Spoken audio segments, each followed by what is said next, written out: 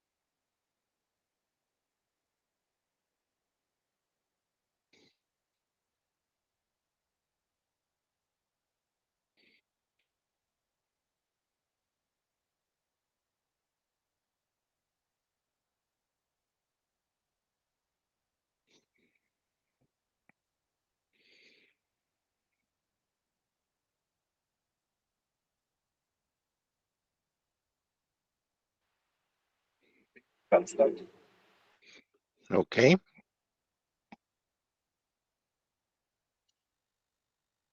Let's start then. So, are there any questions before we start?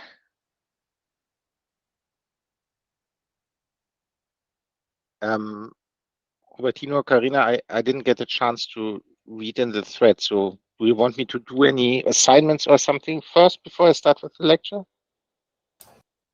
none specifically? Okay. So, we can just start with the lecture if there are no Yeah. questions. Okay, let me share my screen.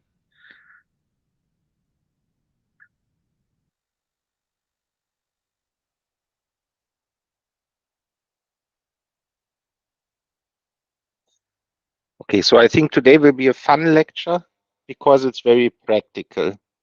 It's about I/O, which stands for input output, which is also the name of our company, but in this case, it just means that input into programs and output of programs.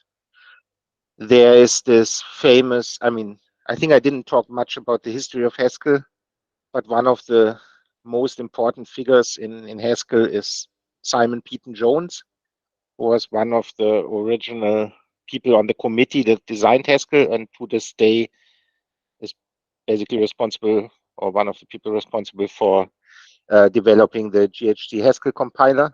So he's like the face of Haskell, if there is one. And he has this famous saying where on an interview he says Haskell is useless.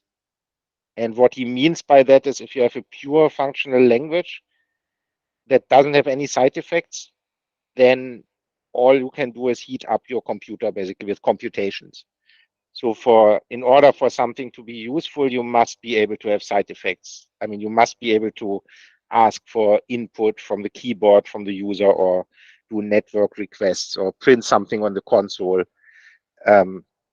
So it's not possible to have a programming language that doesn't have any side effects, anything like that. Because side effect means like impact on the real world. So if you don't have side effects, then you can't do anything in the world. So you can do computations, but they don't affect the world.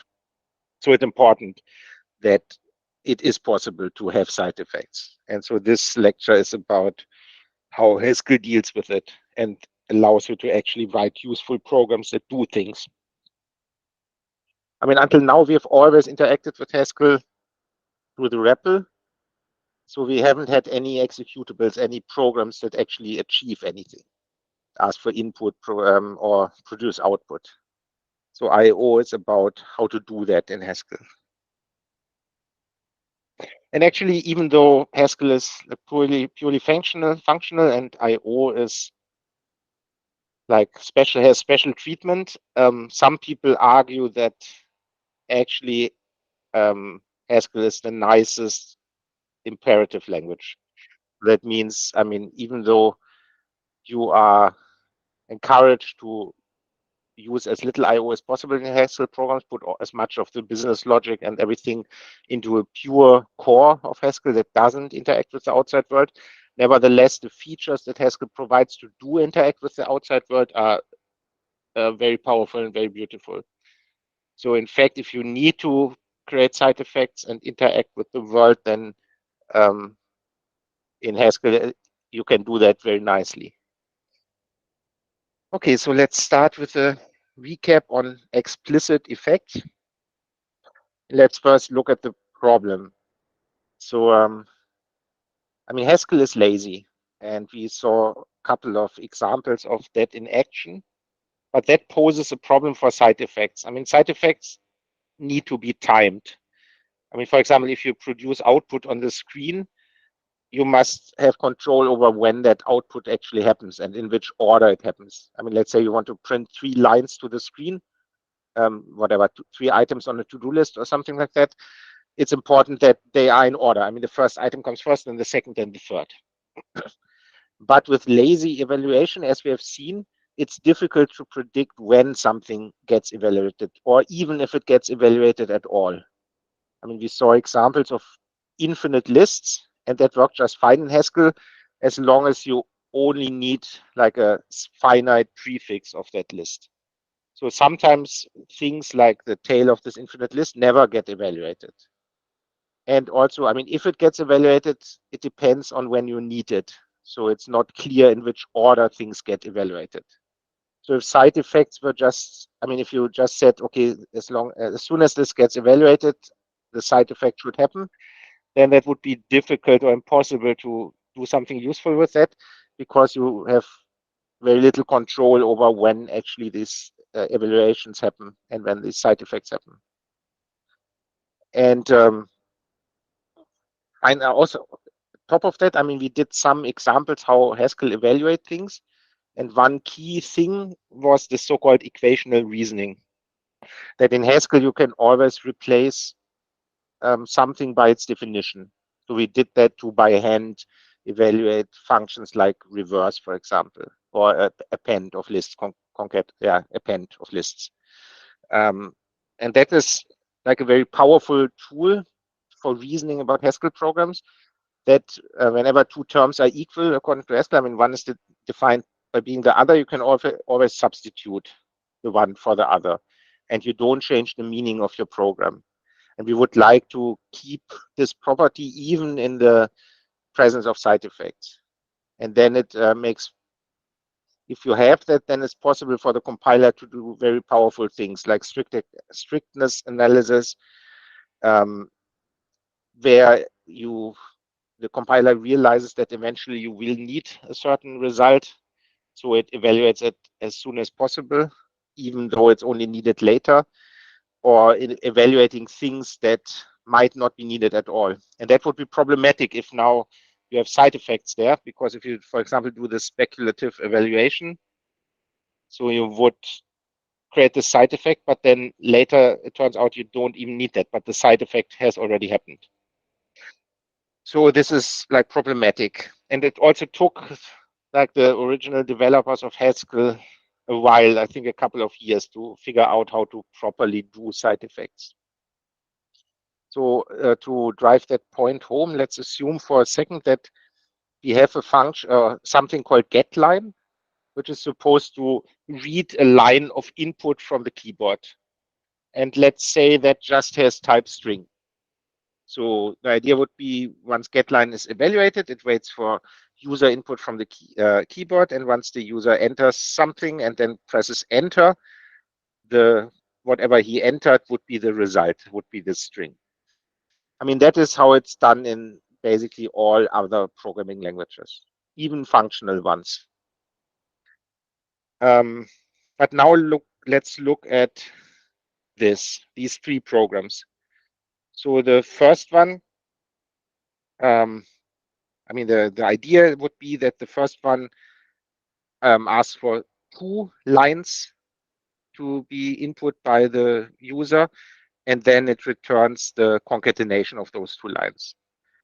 The second one would only ask for 1 line from the user and then return that line repeated twice, concatenated with each other, with itself. And the third one would ask for 2 lines from the user, but then concatenate them the other way around. So first the second one, then the first one. And now let's look at that under the lens of equational reasoning. So if we had equational reasoning, that means we can always replace one thing by its definition. So for example, in the second case, we should be able to substitute getLine here for the x. But if we do that, then we end up with getLine plus getLine, which is exactly the same as program 1.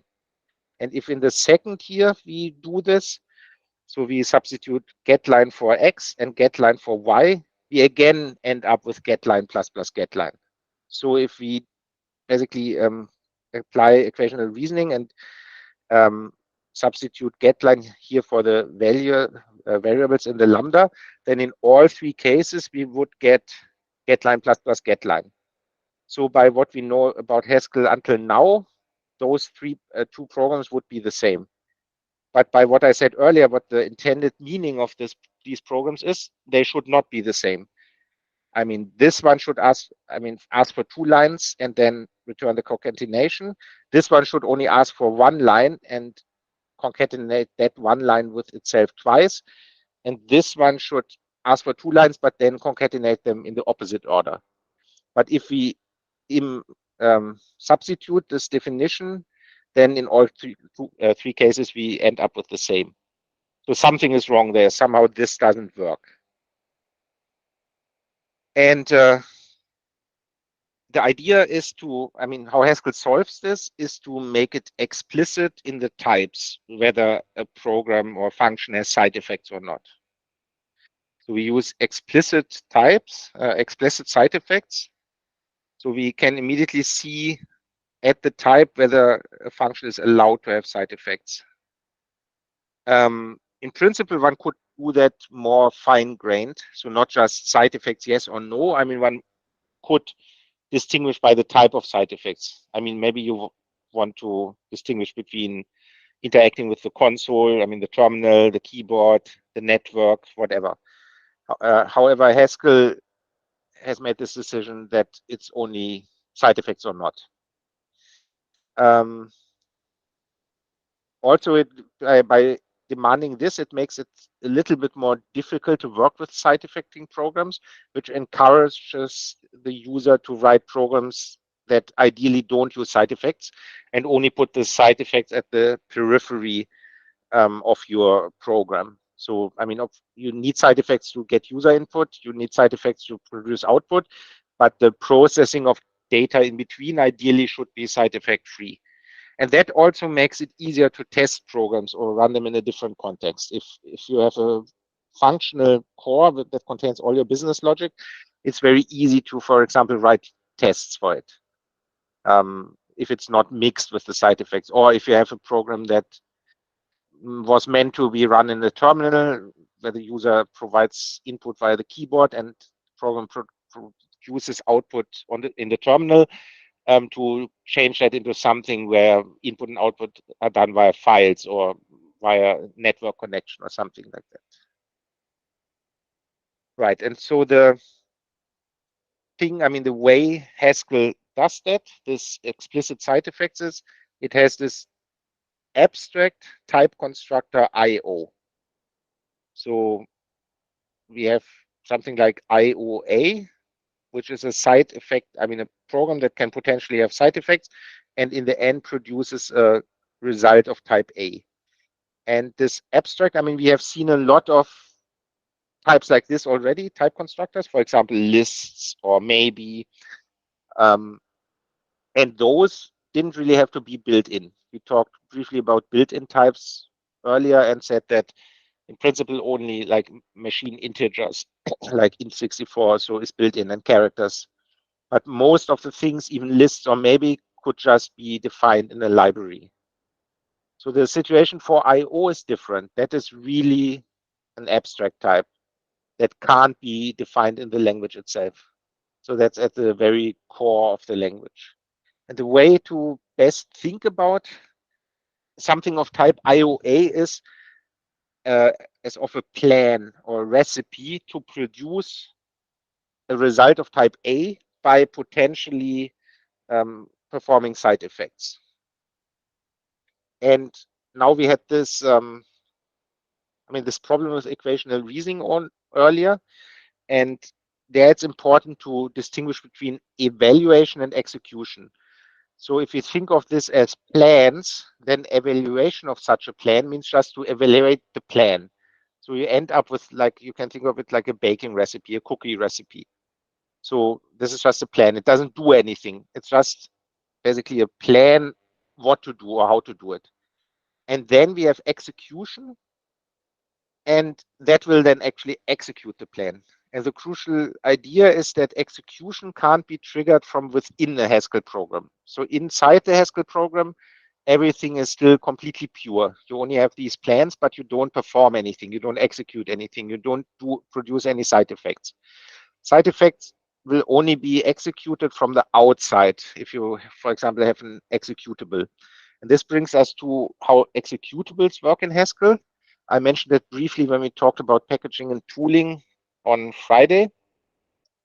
So if you have an executable with, then there must be a module called main, and that must have a function called main lowercase with the type of IO unit.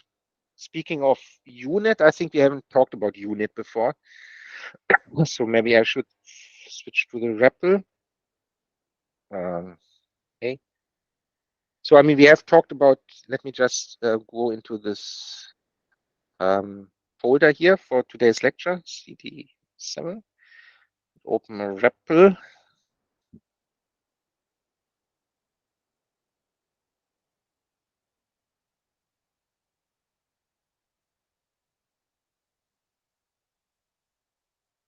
Sorry, let me just close the stuff from last week. If we ask for information of units, so we haven't talked about that type until now. But we have talked about pairs. So we had this, for example, I don't know, character and Boolean. So pairs of two types. So pair of a character and a Boolean, for example. And unit is like the empty pair. So it's called unit, it's pronounced unit. So it contains no data.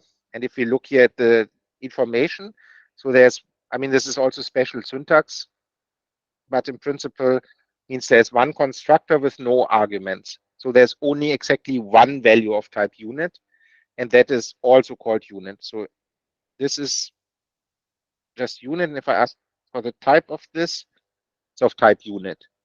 So unit is it's called unit because there's only one value. So it's a type with exactly one value. And that sounds a bit weird. I mean, if you have, which in particular means if you have a function with a result of type unit, you know what the result will be because there is only one possible result. So no matter how complicated the function, you know the result will be the only possible result, namely unit. Or of course there could be an error or an infinite loop. But the only result, the only result that actually where the program terminates is unit. And that also explains why until now we didn't need to talk about it, because we have until now only seen functions that were pure, that didn't involve any side effects. And for such functions, the unit result type is boring because, as I said, there's only one possible outcome. It can only be unit. So that's boring. However, IO unit is another cup of tea, because now remember what IO means. It's plans that can potentially do side effects and eventually produce a result of type A. So in this in this case, a result of type unit. So whereas unit is a boring type that only has one possible value, IO unit is much more interesting because it's now the type of plans that can potentially have side effects and that in the end produce a result of type unit. So the result of type unit is uninteresting because we know what the result is. It's unit. There's only one possibility. But the other part is interesting, that this plan can potentially invoke side effects. So that means when we execute something like that, we know in the end we will get the result unit, which is uninteresting because there's only one possibility. But while executing, it can do all these side effects. And I think the closest analog in other programming languages to this unit type would be void. So in like C or C# or Java, if you have a function with a return type void, that normally means you're not interested in the return value. You're only interested in the side effects that this function performs. So something like that is often also called procedure in other languages. Okay, so in Haskell, if you want to create an executable, a program that you can actually execute on your machine, then you must have a module of type main with a function of type called main with a type of IO unit. And then what the Haskell compiler will do, it will create an executable. And this executable, when it's executed, will actually, it will evaluate this plan, which can involve all sorts of computations, can be very complicated. But in the end, out comes a plan. And then what the executable will do is it will execute this plan. And that's the only time where something actually gets executed. So the only thing that ever gets executed in Haskell is this plan, the main plan of type IO unit. And I think we will have that later on some slide, but I can say it now. There's another time when things get executed, and this is in the REPL. So the REPL also allows you to execute things of type IO something, actually, not just unit. But this is basically for developing programs. So in production, you would end up with something like this, and then that gets executed. So, okay, I talked about this, the unit type. And here it says that in the REPL, you can also do this. So let's actually try this. So there is actually really something called getLine in Haskell, and it's also in the prelude, so I don't have to import anything. It's called getLine, and if I enter this in the REPL and press enter, then nothing happens. And that is because now a side effect is being executed, namely the side effect of waiting for user input from the keyboard. So now I can say hello, Kenya. Okay, it seems I can't. I mean, I can, but I can't use backspace. So let's try this again.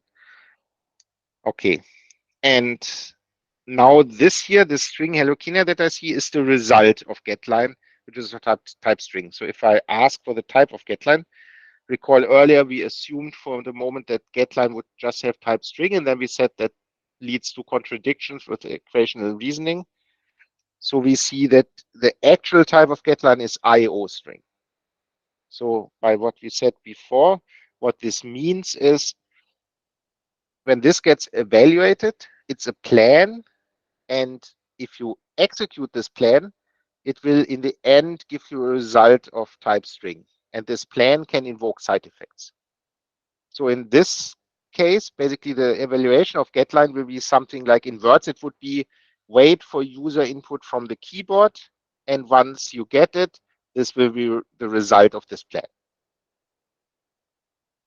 Okay, so this is the very first side effecting function that we see. So here again, a plan that when executed reads a line interactively and returns that line as a string. And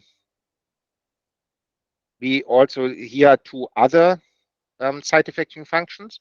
One is called write file. It takes a file path, which is just a synonym for string. So it's just a string, and it takes a string, and it's of type IO unit. So what it will do is, I mean, when it evaluates, it is the plan to write this string to that file and don't return any interesting result. Second interesting or useful IO function is called put string line. It takes a string as an argument and returns a plan that won't return a result. And the side effect in this plan is to print the given string to the console. And see, both of these IO actions have a unit return type. And we saw earlier that the get line has string return type. And when I executed it in the REPL, I actually got that string. However, when I execute something in the REPL that has a unit return type in IO, then the REPL will suppress that. So I won't see this unit as a result in the terminal. So we can try this out. Let's first try it with put string line. So if I do put string line, hello world, and press enter, then this is the side effect in action. So this gets executed. It will print that string on the console. It does that here. And it will, in this case, not return any result because the type of put string line is string to IO unit. So the REPL doesn't bother printing out this unit. You can also try this write file. So first argument is the path. So let me just close this here. So we are now here in this folder, 07. So I can, whatever, I mean, and the path is relative now to the folder I'm in. So for example, I can do hello.txt. So that's the file name. And now I can take some arbitrary text for example, hello world again. If I do that, so I don't get any result, the REPL doesn't give me this unit result because that's not interesting, but it will hopefully have performed the side effect. And if we look here in the Explorer, we see indeed there's now a hello text file. If I click on it, I see indeed the string I gave here is now the content of this file. I can delete this again. And let me see, probably, okay, before we get to that, let's talk about executables. So, I mean, this is now all in the REPL, but now let's talk about how you can actually write Haskell programs. So until now, we have in our Cabal file, we talked about Cabal on Friday. And I basically showed you how to create a library, a Haskell library. But a Haskell library is something that doesn't do anything by itself. It can just be used by other Haskell packages or programs. And there are these so-called stanzas in a Cabal file. So in this here we have two. And they are basically for different outputs of the package. So these two standards say, okay, the one is produce a library, which will be called IO in this case. And this is now something we haven't seen. So in this Cabal file, say I also want an executable. And here it says where the main Haskell module is. Remember, an executable needs a main module. Like before, like we already saw, it has these depends. So this depends as the other one on the base libraries. And in this case, also on IO, so on the library I'm defining here. Then we also say where the directory is, where this main can be found, and the rest is like for libraries. So this main is like special for executables. Now I suppose I have an example here. I forgot what that does. Let's just see. Okay, this is let's just do another one. Let's do Hello World in Haskell. So let's say I want to write a Hello World program in Haskell. So a real executable now that I can actually execute from outside. I mean, just an executable, like it would be an exe file on Windows. And let's call it just Hello World.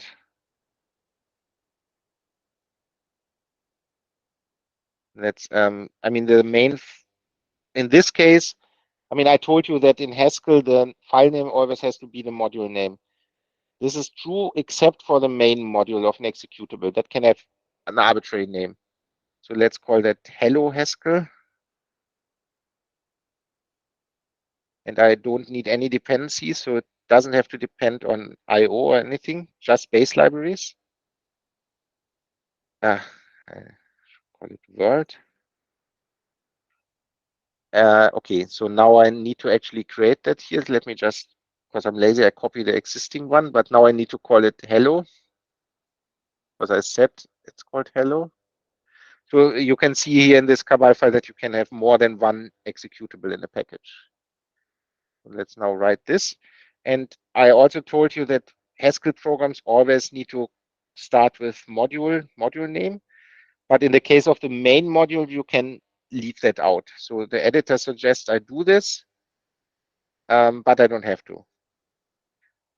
But what I need is a function main of type IO unit.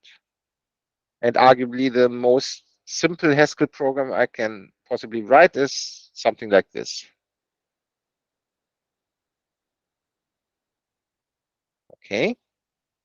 So now I have that. Let me leave the REPL. Let me build. So with Cabal build, I build the project, the package. Hopefully that all works.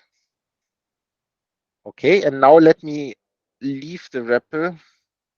So now I'm just on my terminal. Just clear this. Let me go into the right folder. Okay, and now if I want to actually run an executable, there's something we haven't seen before. It's called Cabal run and the name of the executable. So I called it hello. Did I call it Hello World? I think so. Yes, Hello World. So I can do Cabal run Hello World. Now it has to build it first because it built it in the container. Okay. Okay, fine. This is now, okay. Let me do this from here then. This is some problem with, if you switch between the container and the outside world, there are sometimes permission problems. So let me do the same here. So I do Cabal run Hello World.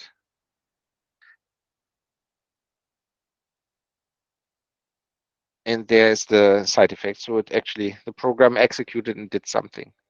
So now this is a little bit cheating because I'm still using Cabal to actually run it. This is now not an exe file directly, but there's also Cabal install. So I can use Cabal install Hello World.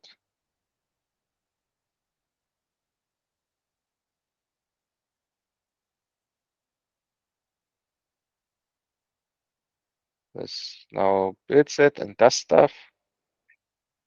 Okay, and now it's symlinked Kenya to, so this is now actually in my path. So now I can just, like any other Okay, that seems not in my path. Some container thing here. So it put it at root.local.bin. Yeah, it happens to me also outside the container. You just have to like actually use the real path. The symlink doesn't seem to work. I think the symlink works. It's just that that's not in the path. I mean, maybe you this .local.bin is just not in my path, it seems. I mean, right. as you see here. Uh, So right. one way we should probably change the compiler and add this to, I mean, sorry, not the compiler, the Docker file to add this path to the path.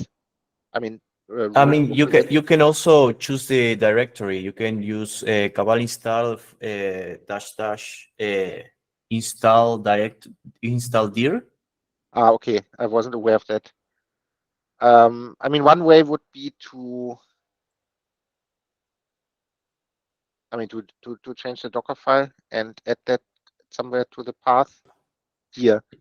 So here one should actually. Maybe you can run that right now, like without Yeah. rerunning. Yeah, I think it would only do the last step again, right? Or the stylish Haskell would do again. Let me for now add another.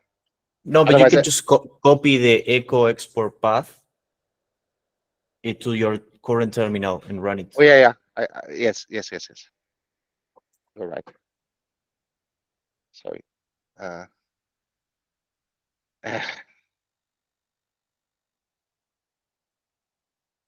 Sorry. It's confusing because the clipboard works differently in the editor window and in the terminal window. That's why I was struggle a bit. Sorry. Right. So what I do is, so what I want is root local bin to be in my path. And one double quote. Okay, so now if I ask for path, it should be in there. Okay, so now it's in my path, and if I now do hello world, now it actually exists. I mean, it finds it. So I think we should just here in the container just add that. I mean, like this.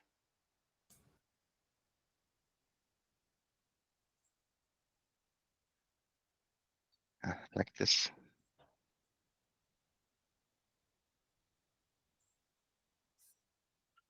And if I do that now, then probably I have to wait forever because then the style Haskell thing is afterwards. Yeah, maybe it's better to copy and paste below stylish Haskell and leave the line 50 line alone. Yes. So let's do this. And now I have to probably reopen or rebuild container.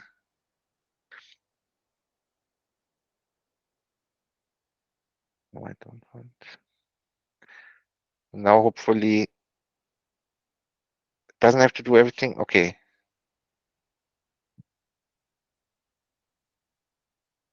No, I don't. Okay. That was it. And we will change that for you, I think. So then when you try it next time, you don't have to do anything. It will automatically work. Okay, I think that was it. Yeah. And now let me just do a compile install again. That was probably, oh, and I'm also not in the right folder anymore. So, right. So this is how it normally works. So I do cabal install of the executable I want.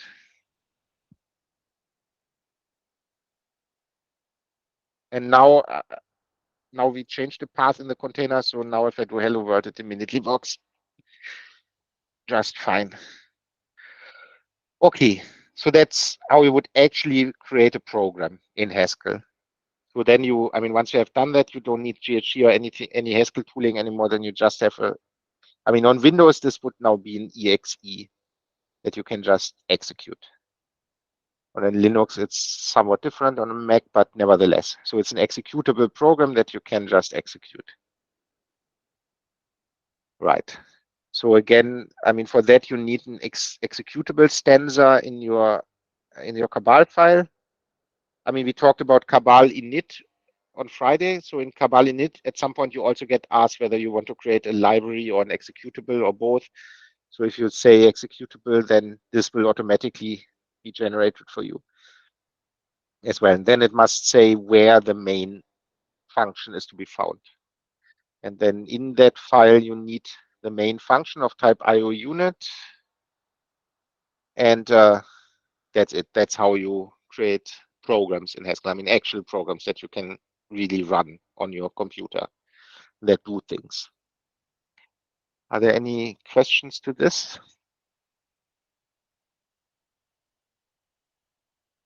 Let me just. Yeah. I was just want to, for some reason, yeah, it does.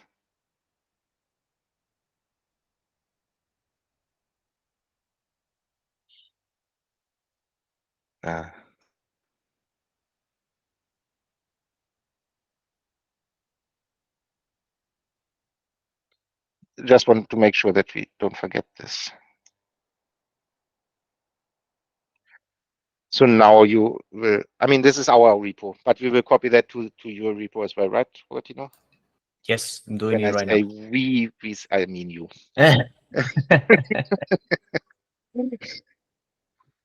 Right, thank you.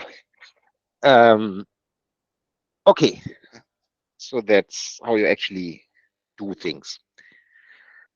And I think it's much more fun to, I mean, learn a programming language if you can actually run your programs. So now you know how to do this. And okay, so now we have seen 3 examples of IO functions. GetLine, where the side effect is to wait for input from the keyboard. Put string line, where the side effect is to write a given string to the console. And write file, where the side effect is to write a given string to a given file name. There's also read file to read the content of a file. And maybe I should, I don't know what the examples here are. In source, IO. Right, I just want to, I mean, there are examples here already. I just want to these 3 programs from the slides and demonstrate that now we really get the desired behavior.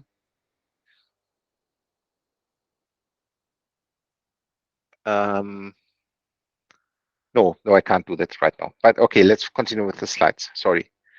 Okay, so there are a bunch of functions in Haskell where you can do things like this. Write to the screen, read from the keyboard, write to a file, read from a file. And there, of course, there are also functions to do networking. Write to a network socket, read from a network socket, download a web page, and so on. But that's all very well. But I mean, right now, the only thing is we can do is take one of those functions that we are given from the Prelude or the base libraries or something else on Hackage and use them.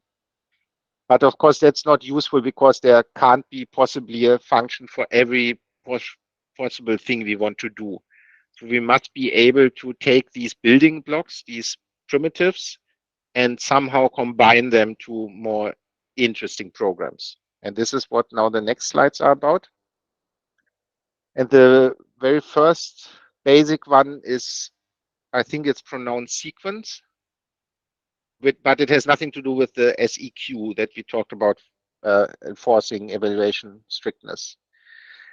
So it's called, I think it's pronounced sequence, and it's an operator, but as we learned, we can also use it if we want to prefix by putting parentheses around it. And it has this type. So it takes 2 plans, one that eventually produces an A, one that eventually produces a B, and turns those 2 plans into one plan that produces a B. So what it does is the following. It gets a plan that potentially performs side effects to get a result of type A, and it takes a plan that potentially produces side effects and gets a result of type B. Then it combines these two plans by simply first producing these side effects, getting the A, forgetting the A, then producing those side effects, getting the B, and returning it.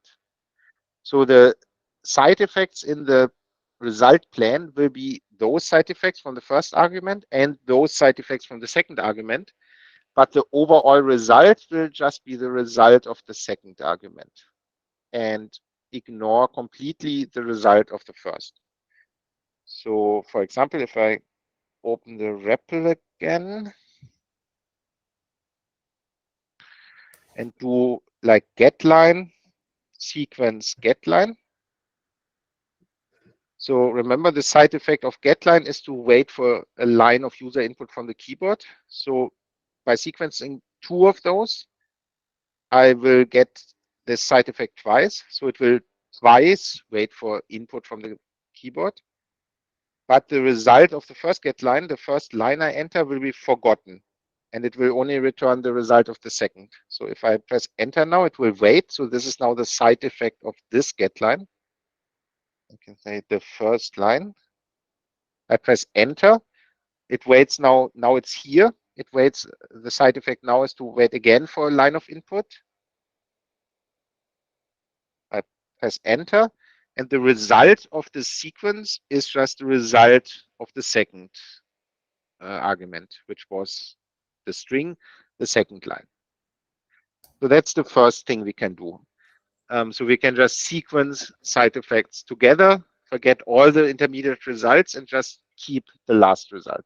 So for example, I could also say put string line, please enter a line of text and press enter, and sequence that with getLine. Now I put string line in action. Okay, here you go. And that's the result. So that's already quite nice. And of course, I can sequence more than two. I mean, I can say one, put string line 2. So it performs these two side effects, prints line 1, prints line 2, and now it's here and waits for user input. And that is then the result. Okay, is there a question?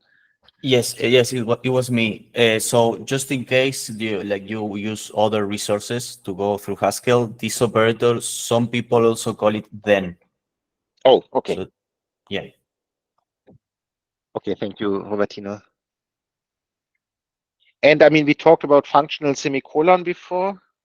Where was that? I know I talked about it. I just forgot where. About which one? I know I mentioned the functional semicolon and said, oh yeah, the dot. Yes. We talked about the dot operator function composition and said that sometimes called the functional semicolon. This thing you could also call the functional semicolon, because in traditional programming language, I mean, if you, whatever, Python or so, I mean, you can do print hello semicolon and then print world semicolon. And somehow this sequence is similar to that. So it just does one thing and then it does the other thing. Okay, now we can, I mean, let's see. Okay, I showed you that basically just now, this get two lines. So it asks for two lines, but it only returns the result of the second. Okay, so this is one way, the then or sequence operator, to combine two IO actions to a bigger, more complex IO action. These things are also called actions. I mean, IO action. I mean, sometimes we call it something like this an IO action. Okay, the next combinator we look at is called liftm. and it takes a function from A to B and an IO action of type A, so a plan that can involve side effects and eventually produces an A, and it turns this into an IOB, an IO action of type B. So what does it do? It will perform these side effects, get the A, but then apply the given function to it and return the result of applying the function. So here's this duplicate line example.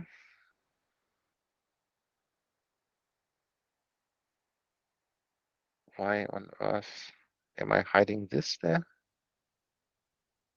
Maybe, yeah, I know, but let's not hide it right now. Okay, so this I showed you before, this get to line. So let's now do this duplicate line.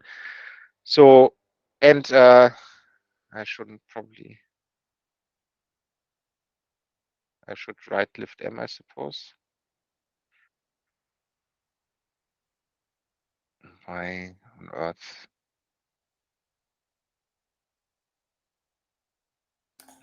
We have a request, Lars. Yes, what you know? Could you repeat the lift M again, where it performs the function before submitting?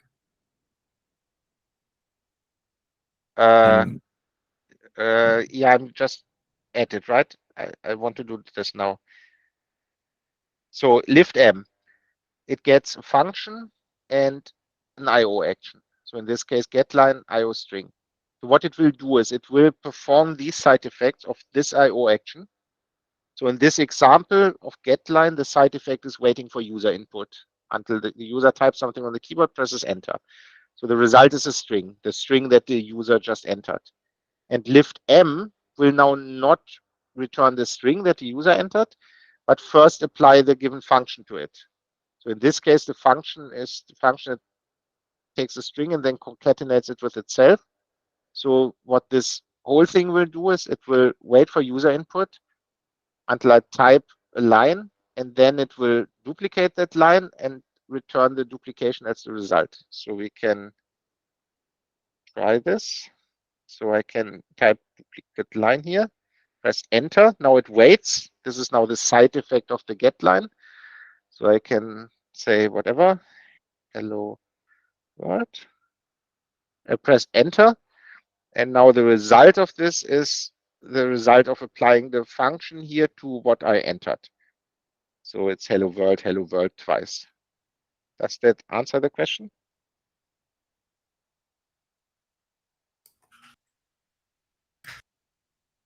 Not sure yet. Okay. Well, let's move on. And Brian, if you still have that question, ask them, please. Yes. So now we have seen this sequence. That sequence is two IO actions and forgets the result of the first. And this lift m that performs, I mean, when executed, performs the side effects of the first one, but then doesn't immediately return the result, but first applies a function to it, and then returns the result of applying the function to it. Okay. I mean, we can do this again with two upper, and this is now this. So this is in this data.character. So this is this shout function here. So it's just another example of lift m, and we just write it like it's on the slides. So same thing. We'll wait for user input. I enter a line, and then it will apply the map to upper function to it. So shout.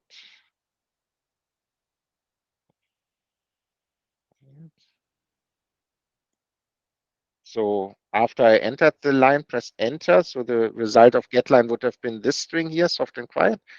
But now, before it's returned the result, it applies the function map to upper to it.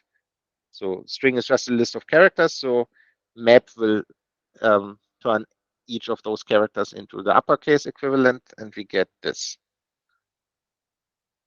Okay. Right. Then there is lift m2, which is similar to lift m, but it works with two actions. So it gets two IO actions, one with result type A, one with result type B, and it will combine it into one with result type C. And what will it do? So it performs the side effects of this plan, gets an A. Performs the side effects of this plan, gets a B. So until now, until here, it's the same as then or sequence. But instead of now just dropping the result of the first effect and returning the second, it will remember the result of the first and the result of the second and apply this given function of two arguments, A and B, to the A and the B it got to get a C of the overall result. So then we can implement something like this: join two lines, lift M2, apply to the function from string to string to string the plus plus, concatenate or append with getLine and getLine. So it will wait for one line, remember the result, wait for a second line, remember the result, and then apply the plus plus function to those two results. So it will concatenate those two results. No idea what I did there.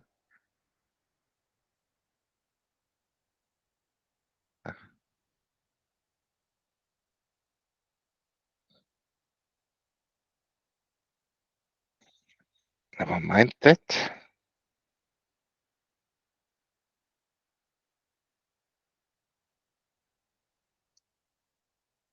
Okay.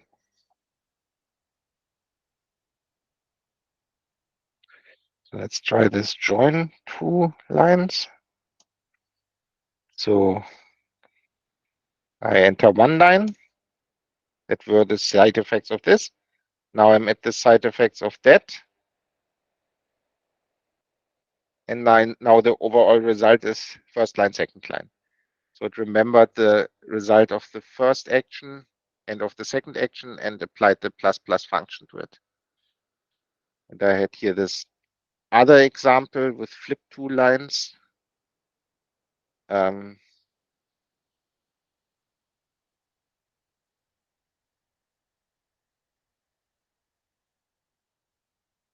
So the only difference is that I apply a different function. I apply flip plus plus. Remember, flip switches the arguments of a two argument function. So the effect will be that this time I concatenate the two results in the opposite order, the different order. So if I do this very same thing again, but now with flip two lines, first, first, second. Now it again returns the concatenation, but in the opposite order because of this flip here.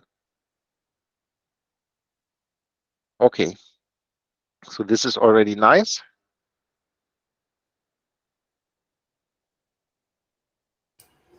Lars, we have a question. Yes. Could you do a mathematical equation using lift M2? Yeah. I'm not sure what that question actually means, but I can do something like. Brian, do you mean without the I/O or what's? I can. Okay. I'm not sure. I mean, what I can do is. Let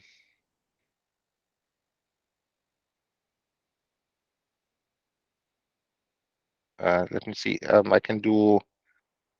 Right. Yes. He's asking I/O to return an I/O int.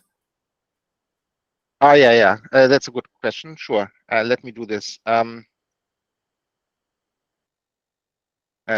I was confused.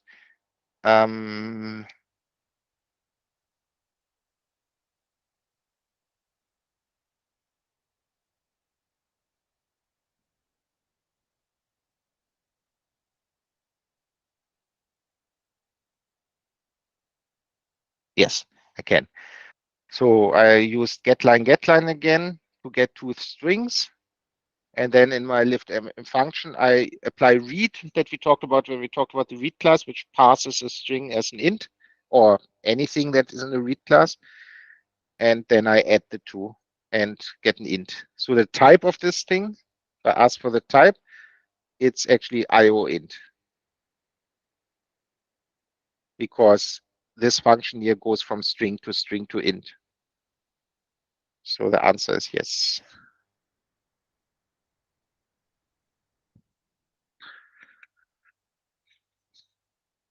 Okay.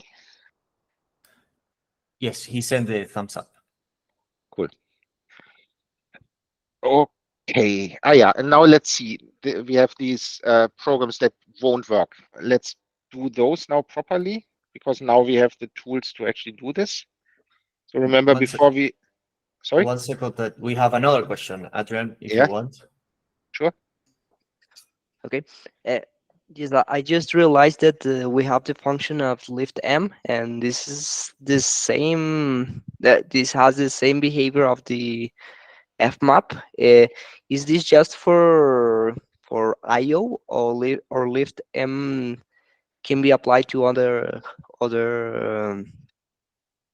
things? Very, very good question. So you're right. That's actually the reason why I had to change this, and I used this bracket dollar operator earlier, because liftm is indeed just fmap, and we can indeed use it for other things as well. Very good observation. But we'll get to that later. But yes, so actually you don't need liftm; it's just fmap. So Okay. IO will actually be a functor, and liftm is just fmap for IO. Okay. Okay. Thank you. Very welcome. Very good question. Right. So remember, in the beginning, I said if we had these two things where we said getLine plus getLine, and program 2 was x plus x getLine, and program 3 was y plus x getLine.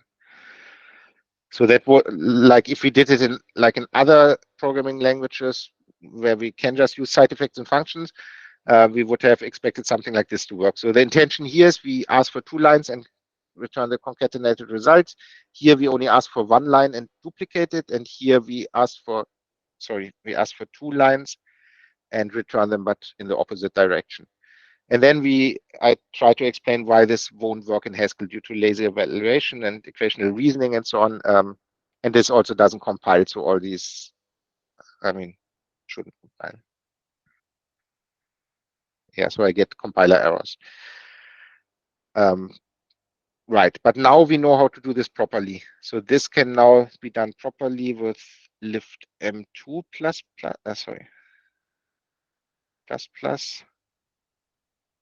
getLine, program 2 with lift m, and program 3 again, lift m2. What now? 33. Oh yeah. And we ignore the warnings, and now I can actually do this, and now it hopefully works. So program 1, I have to enter 2 lines and get the concatenation. Program 2, I only have to enter 1 line and I get it duplicated. And program 3, I have to enter 2 lines and I get it in the opposite direction. So now we can do it properly, and we see here the editor knows, or the compiler knows, that all of these are of type IO character, although probably I would write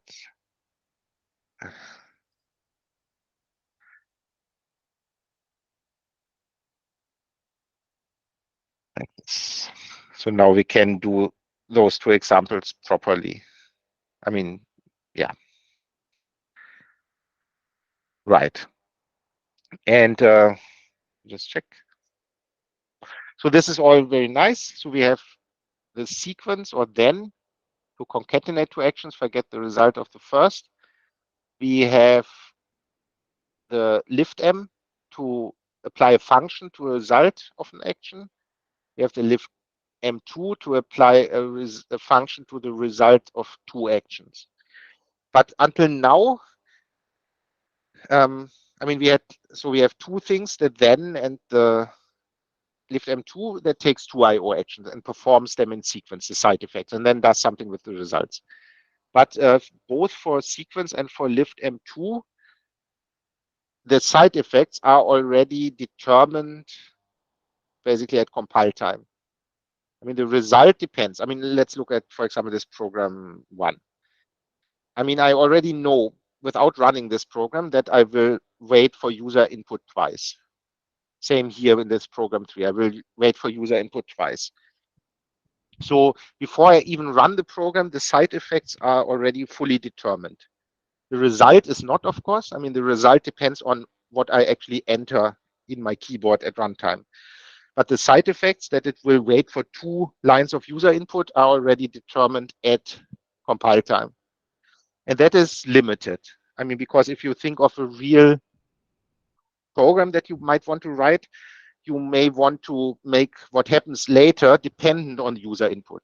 So maybe depending on whether the user enters this line or that line, you want to do completely different things. Maybe in the one case, you want to print something to the screen, and in another case, you want to write something to a file. And with the combinators we have seen until now, you can't do that. It's always statically basically determined what type side effects we will have. And this changes now. And this is the most powerful combinator, as we will see. And that is called bind, or pronounced bind. And this is really powerful in the sense that we will see that if you have bind, you can actually implement everything else, like lift M2, and sequence in terms of bind. So in principle, you only need bind. You don't need the others. You can just define them. And okay, let's look at the signature. Maybe a bit intimidating at first. So it takes an action with result type A, and then it takes a function from A to actions with result type B and produces an IOB action. So what will this do? We'll first execute the side effects of the first argument and we'll get an A. Then it takes this A and applies it to this function. So the result will be an IOB action. And then it performs the side effects of this resulting IOB action, gets a B out, and that is the overall result. So in this sense here now, we don't know statically what the actions will be. We know this IOA action will be, the side effects of that will be executed. But then what happens next depends on the result of this, of the A, because we first need to apply this function to the result of the first action to determine what the second action will be. So this is much more flexible. And as a very first example, we could do get line, bind, put string line. So this is type IO string. So A is string. This is type string to IO unit. So it fits. So what this will do is it will wait for user input. The result will be a string. And then it will print that string to the terminal. Okay, so this doesn't look very impressive, maybe, but we will see that this bind is really extremely powerful.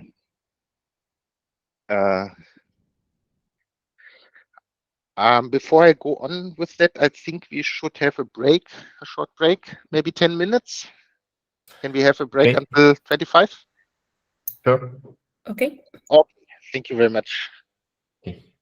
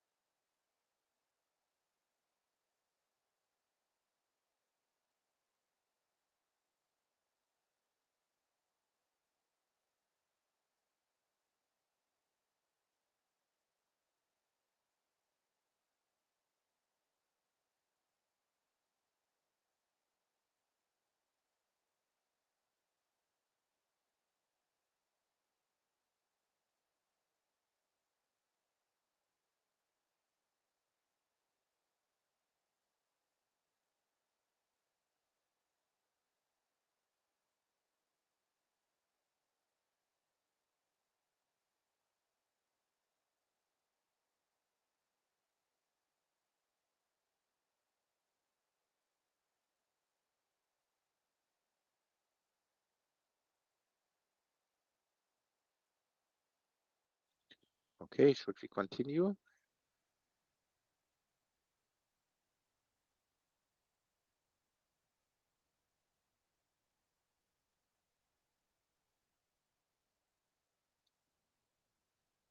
Hello, can you hear me? Yes. Okay, thanks, Karina. Okay, so bind, where the crucial thing is that what we do this, but what we do next depends on the result of the first thing. I gave you one example here in the slides. This is a second example. So we had this shout, which asks for a line and then turns it into uppercase.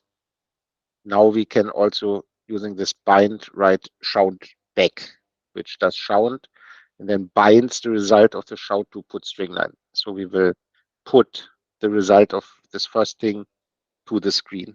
So I think that's also here. Yeah.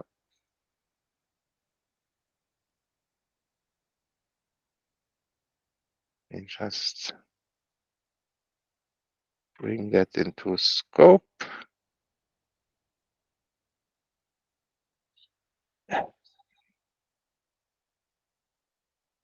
We reload, so shout back. Hello. So it turns it into upper and then binds that result and puts it to the screen like this. And here we see how the types line up. So this bind has type IOA to function from A to IOB to IOB. Shout has type IOString. Put string line has type string to IOUnit. So A is string and B is unit, and this all fits. So if we bind, shout, and put string line, we get something of type IOUnit. Okay. Second example, shout back twice.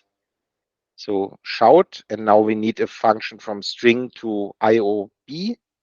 So X, we can use a lambda. So X is the string, and we write that string to the screen and write it to the screen again using sequence. So that is this here.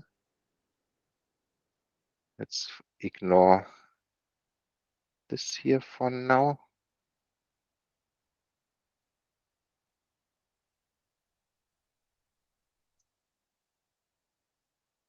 I just wrote it, I mean, similar to this. It's the same that's on the slides, but just written like this to make it a bit more like digestible.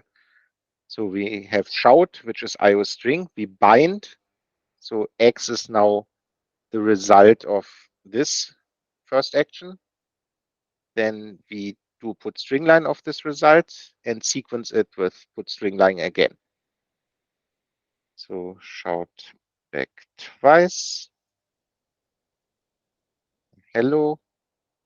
So now it's the shout turns that into hello uppercase, and then we bind that against this action, which writes this hello uppercase on the screen twice.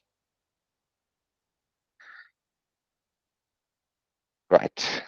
There's one last thing that is missing. Until in principle we can do everything in IO, and that is called return, or actually more modern is pure. So instead of return, there's also pure, and that takes a value of type A and turns it into an action of type A.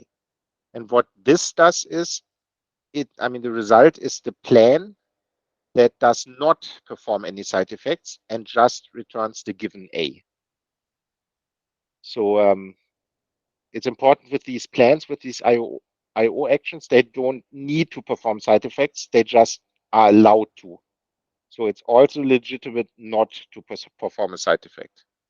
And this is what return or pure does. Actually, pure is a better name. Return, because return is a keyword in a lot of programming languages, and it always means something like exit the program with this result. And that's not what it means in Haskell. So I think in future we will use pure instead. That's better because it means even though it has this IO tag at it, it's still a pure computation and doesn't perform any side effects. So I can do pure whatever, 42. And it's just 42. It doesn't perform any side effects. It just immediately gives this result. So again, IOA, if you see a type IOA, that means it's something that may use effects to obtain A, but it doesn't have to use effects. But on the other hand, if you have something of type A, it says we must not use effects to obtain A. And there is no way to get out of IO again. So there is no function run IO or whatever that turns an IOA into an A. So that means once you use side effects, it basically pollutes your signatures. So you have this IOA and you can never get rid of the IO again. There's no function that takes something type IO something and produces a pure value. So once you have, so basically you poison or you tag your all your types with this IO once you use it. And actually that's not true. So there is actually a function like this. It's not called run IO, it's called unsafe perform IO, but you should never use that. So it's possible for like very special use cases to do this, but a normal Haskell programmer would never ever use that. And as the name says, it's unsafe to use it. So you can do very bad things if you use that. So you should just forget that it exists. Right.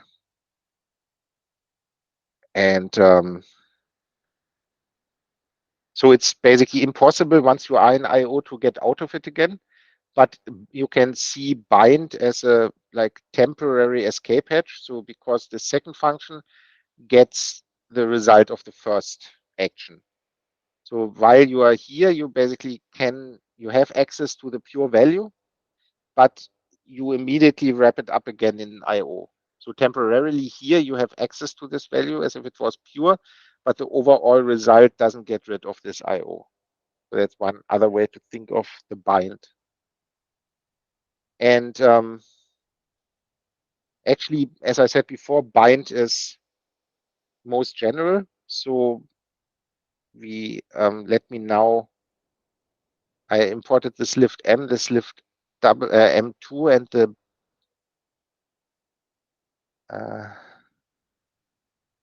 and the sequence. So let me now hide these three things. So now I get like squiggles there. It's now it doesn't compile anymore because I hit it. But now we will see that actually we don't need these. All we need is bind and pure. So to see this, we can just implement this then operator. So IOA to IOB to IOB. We can just, so if we have X, Y, so we can just use bind. And now as function, so it takes the result of the first action and just completely ignores the result and performs the second action. And now we don't use the A, so we can also write it like this.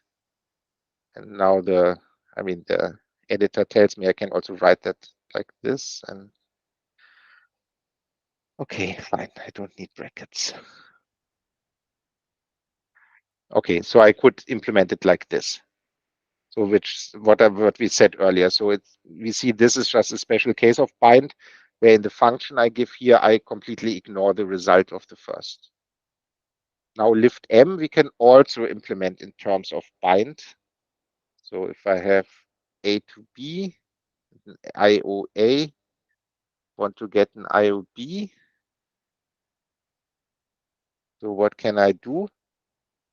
So I perform the first function. And now I have the result, which is of type A. Now I can just apply my given function to it, which is of type B, and use pure.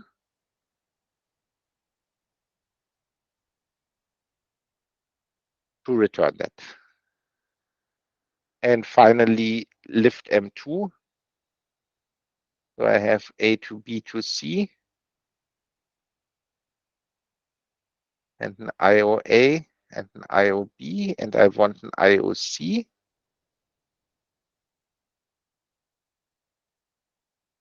I can perform the first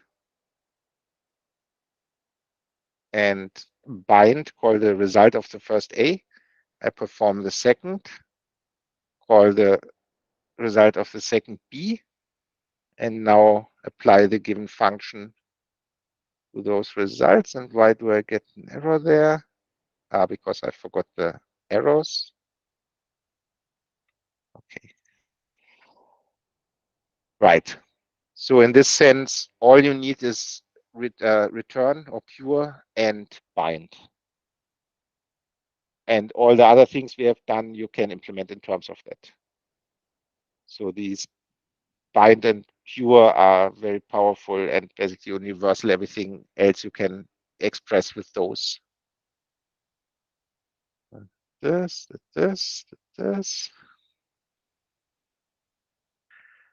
Okay, we come to this now. I skipped it for a second. Let's see one bigger example. So now I claim with this, in principle, you can write arbitrarily complex programs. So let's do this greetings example. So greeting IO unit.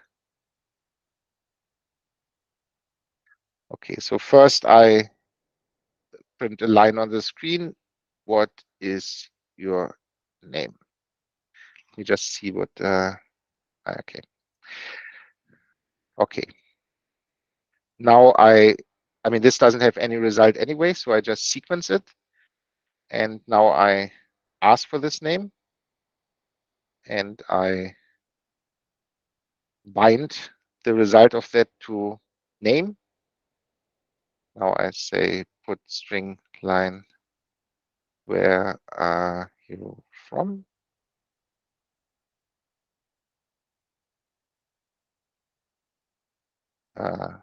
Ask again for, no, sorry, before I do that, I say hello name.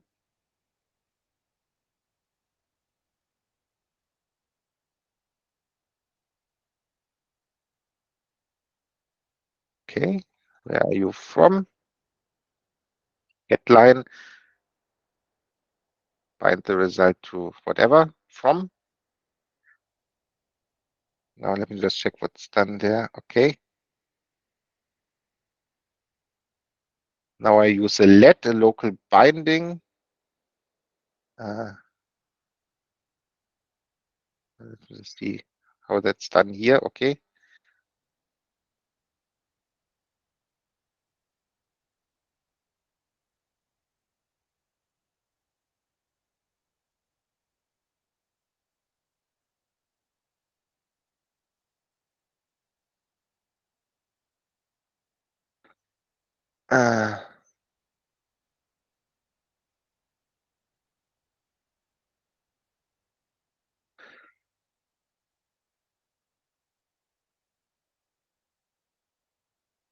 Okay.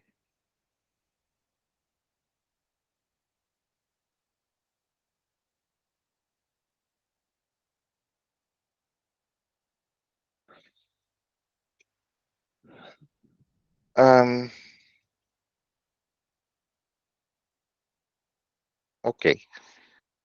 So we can do stuff like this. So we can write interactive programs. Let's try it out. Whatever. From Germany. Oh, it did say hello, Lars. Where are you from? Germany. I don't know Germany. And say Henderson. Sorry.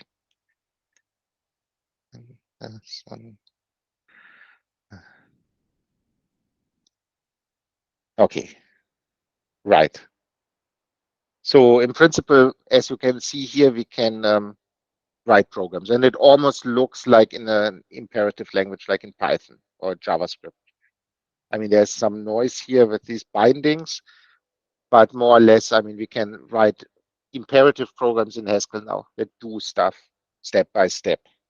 and depending on the result, do different stuff. Okay, are there any questions here? Not in the chat. Okay. So now, which brings us to the next topic, because this is so common. I mean, you will have to do that a lot, right? I compose IO actions from simpler ones. And I mean, even though it's relatively nice, and as you can see, I mean, we can write it that it almost looks like in imperative language. It's still, there's this noise with, I mean, with the indentation and so on. So Haskell has a special syntax for these things, and that's called do notation. And it's important to note that that doesn't add any extra power to Haskell programs. So you could live happily ever after just using bind and sequence and pure like we did here. However, there is this alternative notation. It doesn't do anything, it's just syntax. So it's just a mechanical replacing that makes it easier to write stuff like that. So let me write this in do notation. So in do notation, you start with the keyword do, and then if you want to perform action, you just write it. And this then operator is basically implicit, so you don't need it. So in the do notation, one line after the other is basically sequenced with then.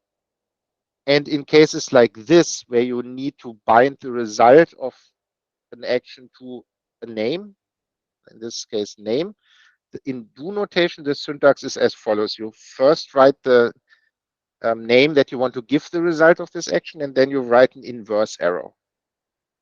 So like, like this. So this is exactly the same as I wrote before. It's just in a different syntax with this so-called do block. So this is, again, I don't need the result. I don't need the result. Here I want to give a name to the result again. So again, I put this here with an inverse arrow.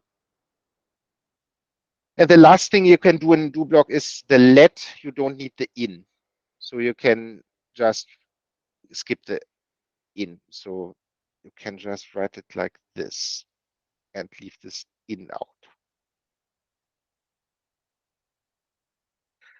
Okay, and that's do notation.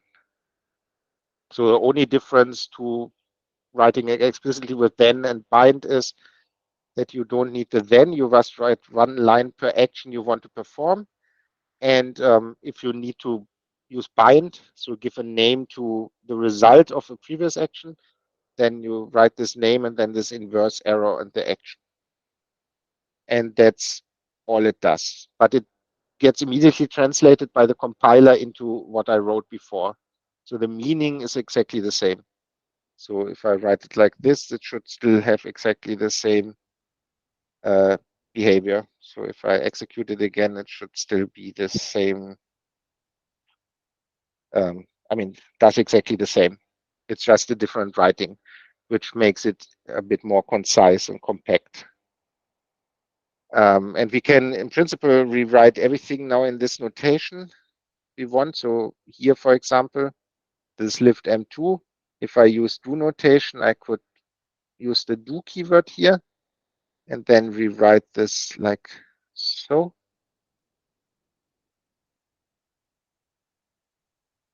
And I get exactly the same thing. Right. Or here, this shout back twice in do notation and do the shout, call the result X.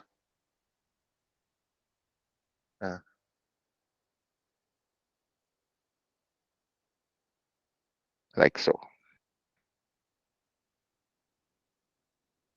Let me see whether there's any.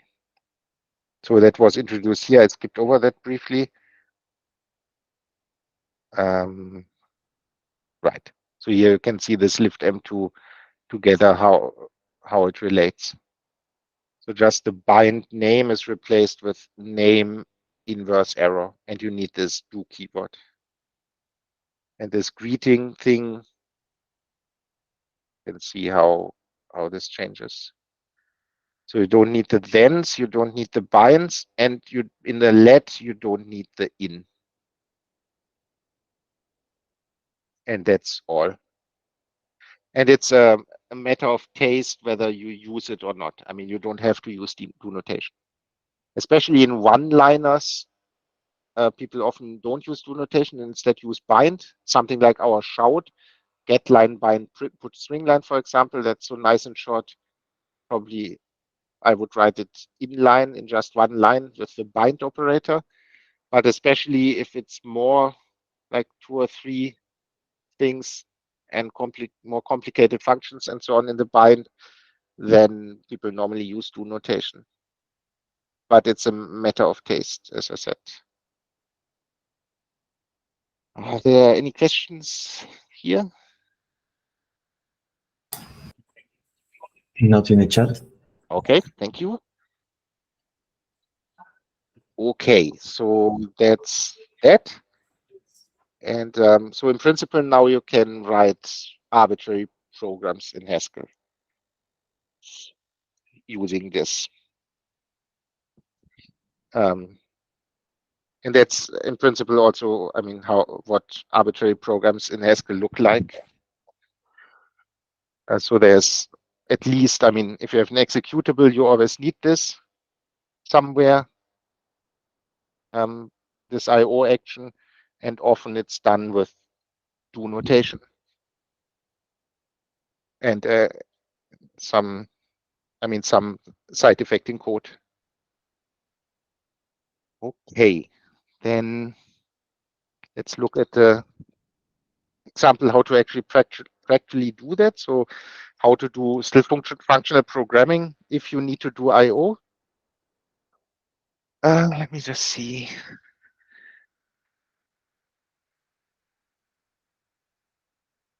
Okay. Okay, so let's say we first want a simple function to ask a question. So given a question, it should ask the question to the user and wait for an answer, and the answer is the return value. So let's just do this.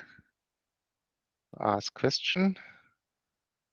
So gets a string, the prompt, the question itself, and it should be an IO action, which when executed prints the question to the screen, waits for user, and waits for the user to answer. Okay, and using do notation, we can say, okay, I put the, and just to check, okay,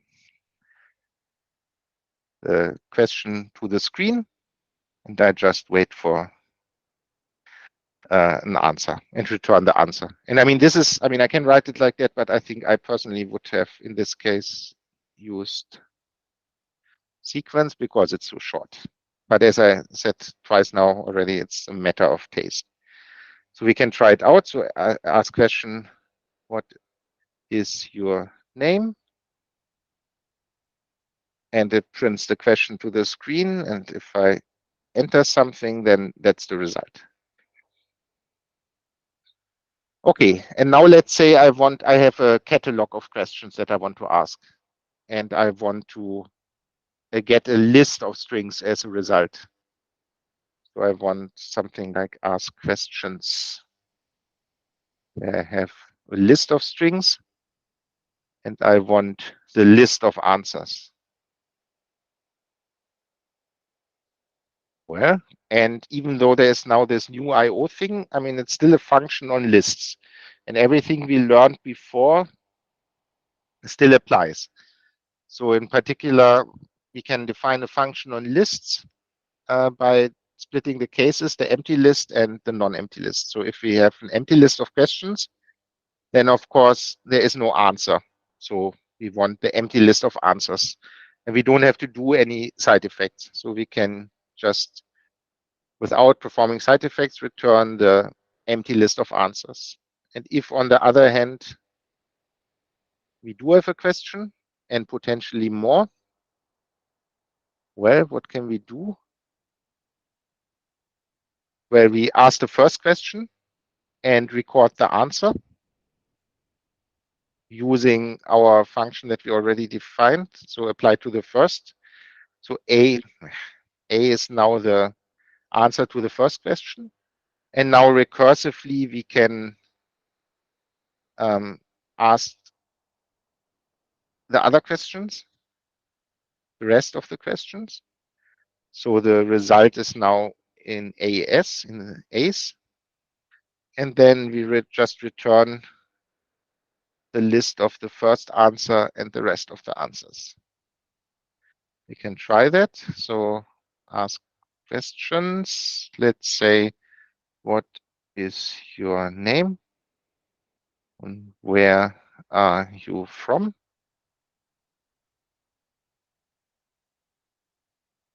And it now asks the first question. I can answer. It asks the second question. I can answer, and gives me the results.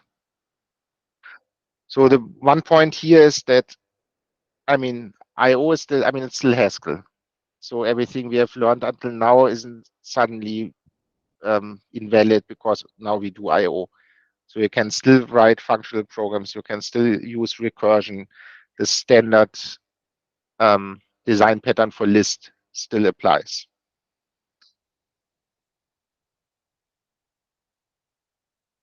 And it feels like map, right? I mean, we have this ask question function from string to IO string. And now we have a list of questions. So we would like to map our ask question function over this list. But if we ask for the type, so if we apply ask question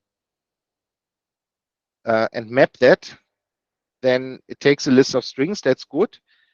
But it would return a list of IO strings. Remember, map takes a function from A to B and then maps turns a list of A's into a list of B's. In our case, because ask question has type string to IO string, map would take a list of strings. That's good, but it then would return a list of IO strings. But we want IO of a list of strings, and that's different, right?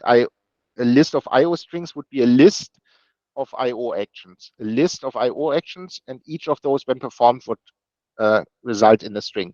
But we don't want that. We want one IO action that, when performed, gives us a list of strings. So unfortunately, we can't use our map function here. But we can use it if we introduce something that's called sequence. So, I mean, using map, we would get something like this, a list of IO actions. But actually, we want one IO action that results in a list. We can actually write this. Just want to check whether yes, so the sequence is in Prelude, but I'm hiding it so that I can introduce it here. And again, how would we do that? So again, this is just a list. It may have an intimidating element type, IO actions, but that's just Haskell. It's just another type. So we have a list of something, and in order to write a function on it, we can just do pattern matching. So in the case of the empty list, well, what do? We just have no choice but returning the empty list.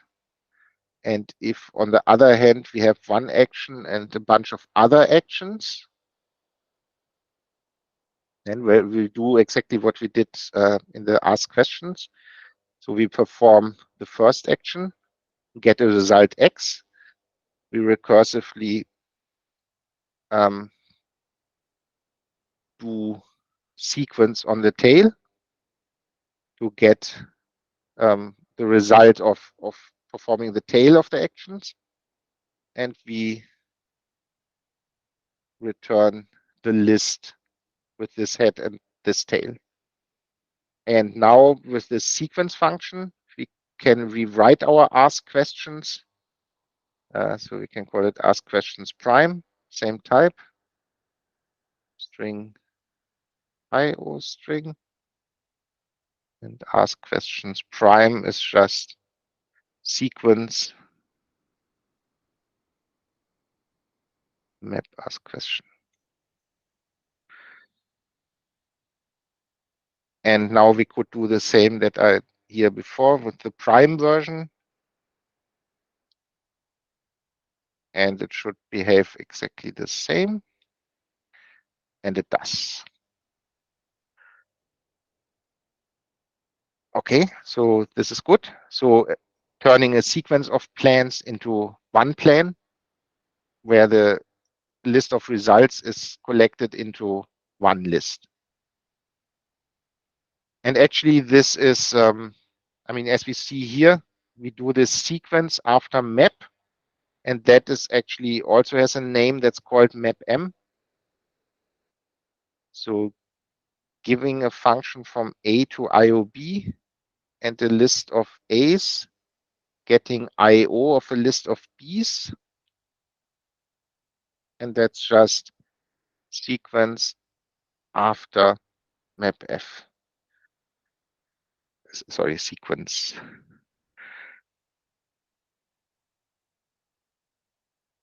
So an even shorter version of writing this ask questions would be using this mapm like this. And I can again try this with this double prime.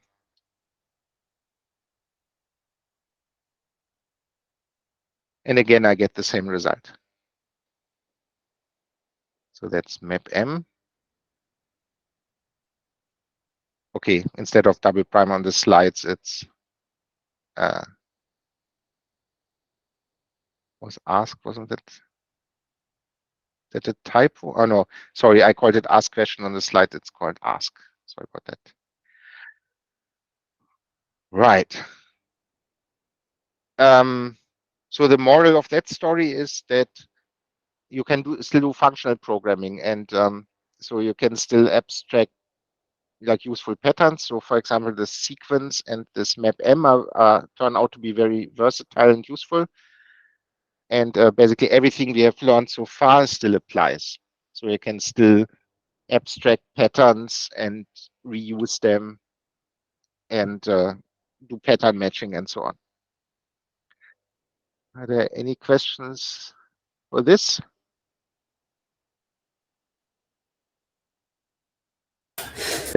Seems that we don't. Okay.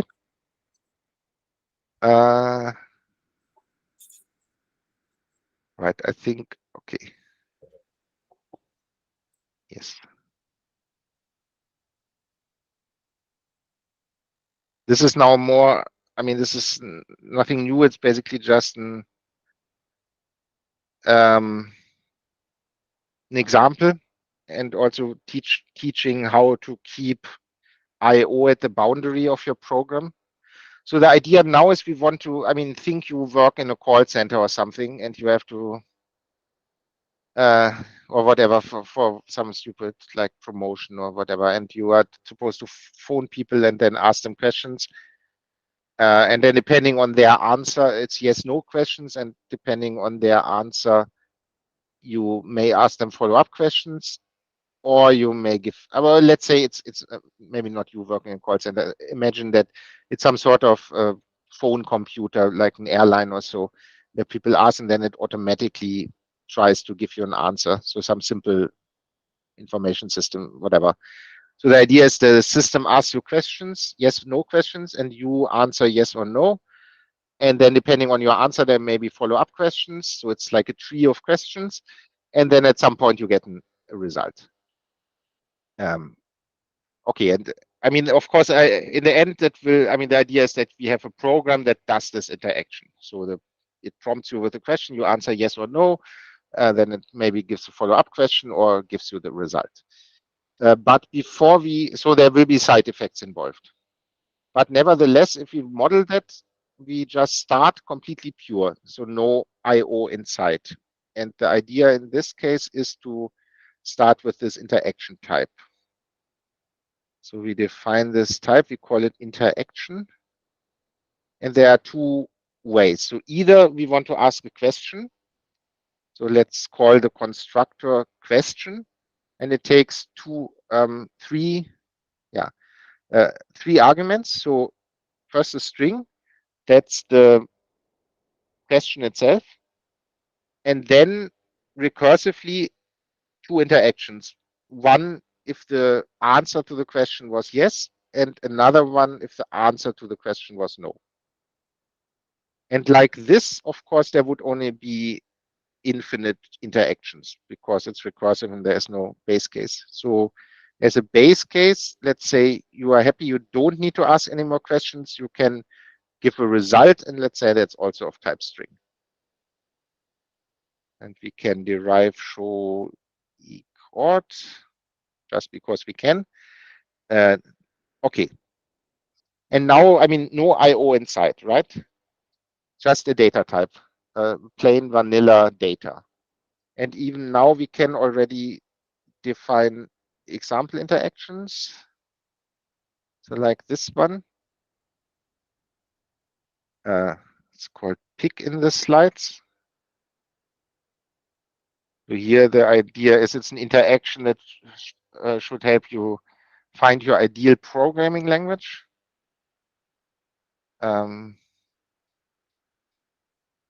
Okay, so let's start with the question. The first question is, do you like functional programming? Okay, and in the yes case, let's say, sorry, question. The yes case on the no case.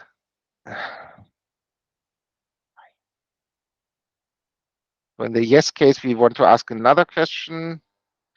Do you like static types? Types. And there in the yes case, we want to give the result.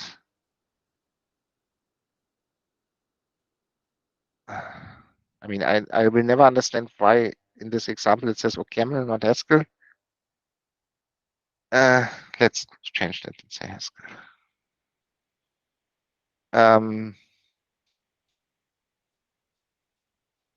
What's the closure? Fine. Try Haskell. Try closure.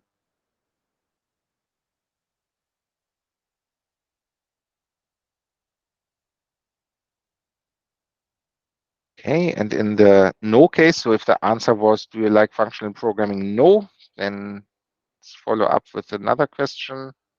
Do you like dynamic types? The answer is yes. Say, try Python. If the answer is no, that's Rust. Yeah. Okay. So the point is, so this is now just data, right? I mean, it doesn't do anything. So we can, because I derived a show instance, we can show it, and it's just a bunch of data. It's basically a tree. Doesn't do anything. It's pure function. I mean, pure Haskell, a pure data type, no IO anywhere inside. And we can have a second example. Action.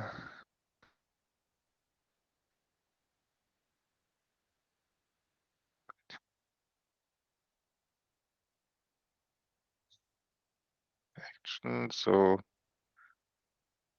question, we start with the question. Would you like a car? If the answer is yes, we'll see. And if the answer is no, then we immediately stop with result. Never mind then. And in the yes case, we ask, question, would you like it in black? If the answer is yes, then we say good for you. And if the answer is no, we say nothing. Instead, recursively, we do this again. So this is to show that these things can also be recursive and they can be infinite. So in this case, if I try to print this on the screen, it would loop forever, right? Because I here mention this thing itself again. And in case the joke is lost on you, I mean, this for that you are probably 100 years too young or something. I mean, there's this Henry Ford in the US who built the Model T, the first mass-produced car, and it was only available in black. And there's this famous joke or saying that allegedly he said, I mean, where Henry Ford said you can have your car in any color you want as long as the color is black. So you basically only got it in black.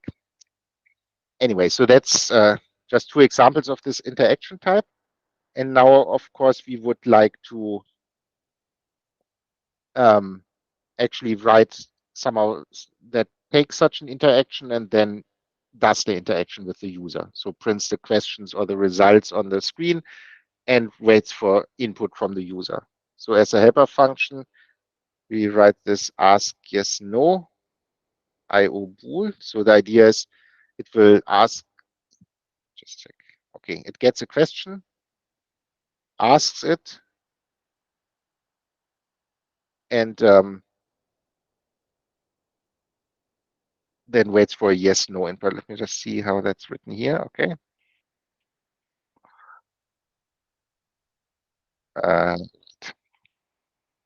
So it first puts the question on the screen, and then after the question, yes or no. So it prompts the user to answer with yes or no. Then something we haven't seen yet, get character is like get line, but instead of waiting for a line of input finished with enter, it just waits for one key. And now in the slides, it just assumes it's yes if it's not. Yeah, so we can do this. LMC.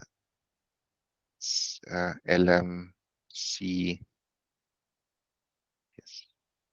So the logic here is if the user types a lowercase or an uppercase y, it counts as yes. And if the user types anything else, it counts as no. So I mean, we can try this out. Oh yeah, and I forgot. We should do a put string line, empty line, so otherwise everything will be in the same line. So let's try this again. Okay, ask yes, no. For example, I'm happy. So it prints the quote, and now if I type a lowercase y, it immediately, I mean, returns with true. If I type whatever, something else, not a y, then it is false. So in using this helper function now, we can implement an interaction function. Just check, sorry, what the type is. Okay, action. So it gets one of these interactions of this data type we defined and results in an IO action. Interaction. And again, it's just functional programming, just the usual stuff we have practiced the last weeks. So interaction is an algebraic data type defined with data with two constructors.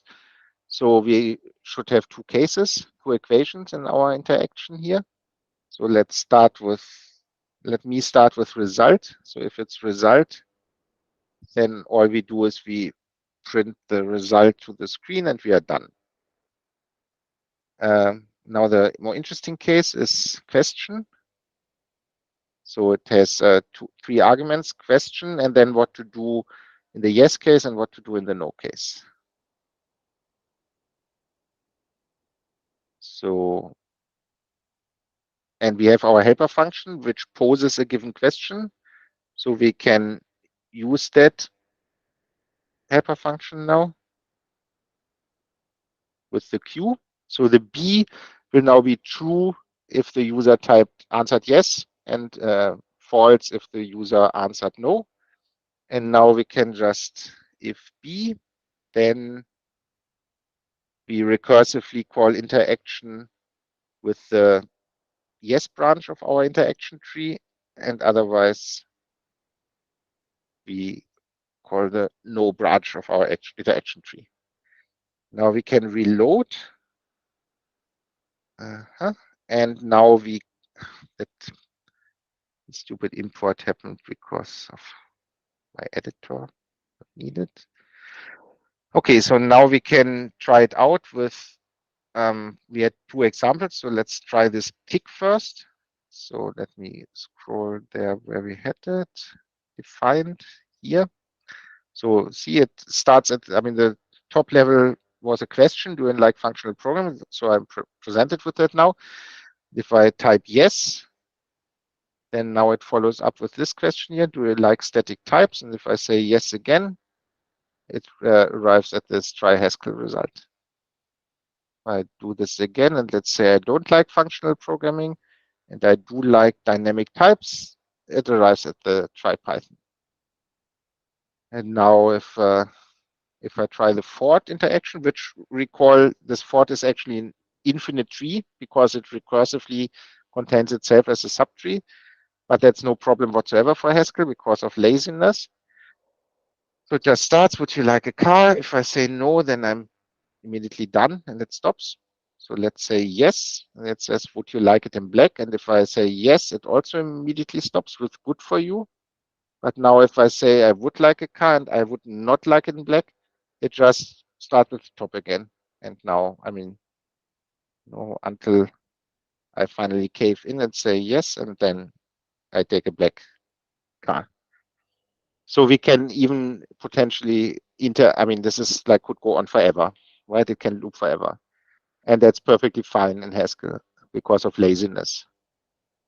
So the point of this example is that we isolate the side effects. So the only function or the only functions you're doing I/O is these, but the interaction type is completely, has nothing to do with I/O. And earlier in the slides, I said that by doing this, by trying to isolate like functional pure part from the side effecting part, one has the additional advantage that you also can run it in other contexts that don't invoke I/O. So for example, we could also write a pure version of interaction. So is that also on the slides? Yes, simulate. So simulate. So here the idea is we get an interaction, but now instead of asking the user, performing side effects printed to the screen and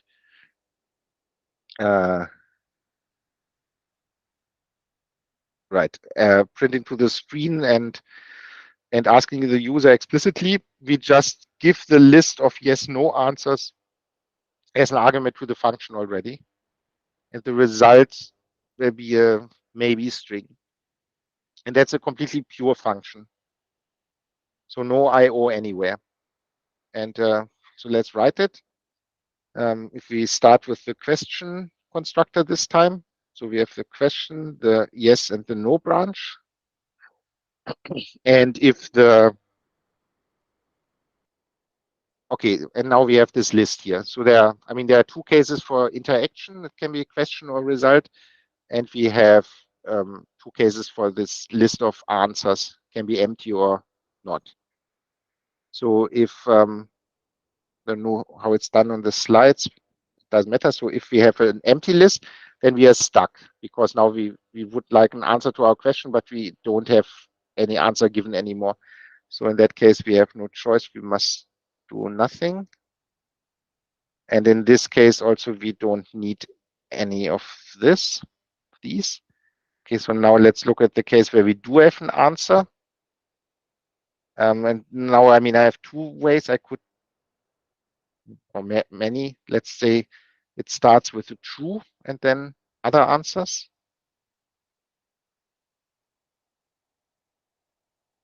So in this case, I want to recursively continue with the y. So I just do simulate y and the rest of answers. Now, if it's false, the first answer, I do the same, but I continue recursively with the no branch. And we also see that we never need the question. And here we don't care about the no branch, and here we don't care about the Y branch. And finally, if we have a result, then we don't care about other answers. Maybe we do, what's done on the slide. Yeah, okay, we do care. We want to make sure that we have the right number of answers. So if there's no answer left and we have a result, then we are happy and that's our result. But if we still have answers, then we also say nothing, because then something is wrong. We gave too many answers. Okay, so that's one way of doing this. Why is this? Never mind. Okay, and now we can basically do the same interactions we did before in a pure context. So again, this programming language stuff. And remember, the first question was, do we like functional programming? Let's say we want to say yes to that. And do we like static types? And let's say we say false to that. Then the answer will be closure. And if we, for example, say, no, we don't like functional programming, and yes or no, we don't like, no, we don't like dynamic types, then we end up with Rust. And we can also do the fourth thing. So let's say, so would you like a car? Yes. Would you like it in black? No. Would you like a car? Yes. Would you like it in black? No. You like a car? Yes. Would you like it in black? Yes. Good for you. Right. So the point here is to show the advantage of doing it like this. So, I mean, of course, one could have someone mix this. Just written a program in I/O. But by isolating this interaction type from the execution logic, first of all, it's neater. I mean, we have this pure data type that can pattern match on and so on. So that's convenient. And we have something like the simulate function that we can now write, which doesn't involve any I/O. And that might be good for unit tests, for example. So we could write a unit test that tests our logic or our interactions like this. And I don't need any I/O for that. I don't need the user for that. Or also, I mean, I could write a version where instead of writing it to the screen and reading from keyboard, it instead does some network connection. So I can, I mean, it can be a web thing, a REST service or whatever. So yeah, that's this. Let's see what's next.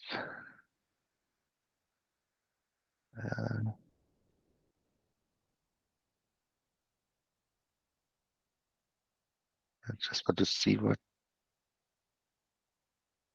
Right. Right. Are there any questions at this point? Not so far. Okay, so now I think it's about a bit about practical things.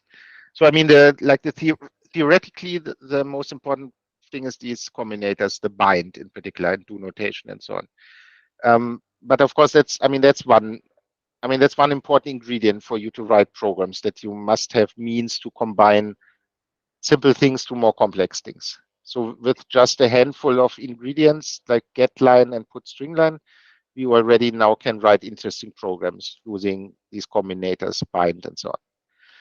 So in principle, now you could do like 1970s stuff. I mean, like terminal applications, or you could write adventure games, like what are they called? These roguelike games, the terminal-based adventure games and so on. So in principle, you can do very cool things now in Haskell. But of course, the other ingredient is to actually know what primitives are available. And I mean, we have seen a handful: putStringLine, getLine, write file, get character.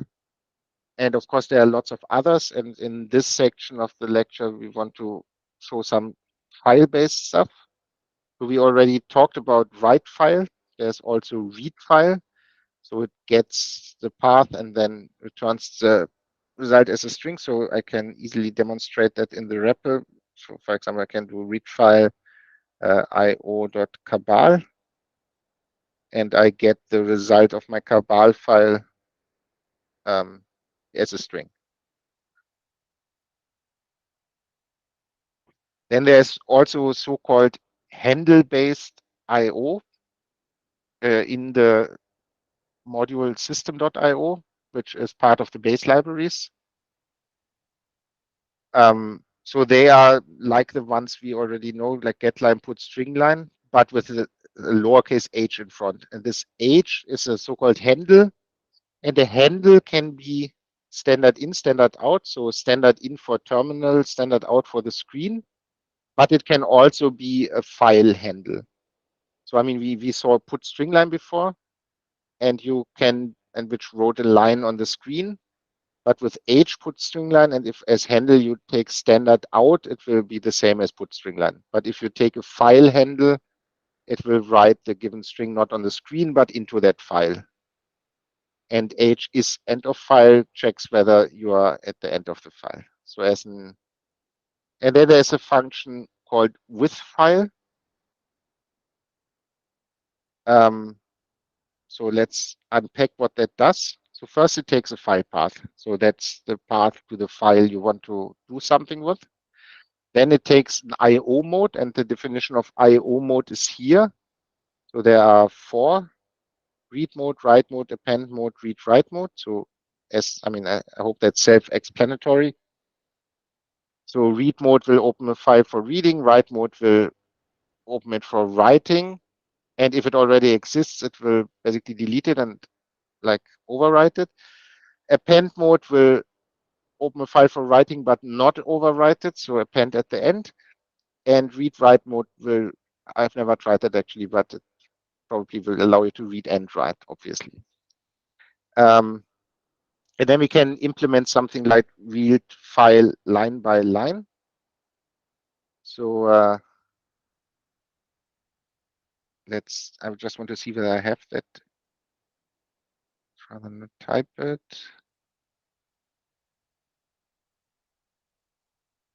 Yes, so I have that here. Let's just copy this.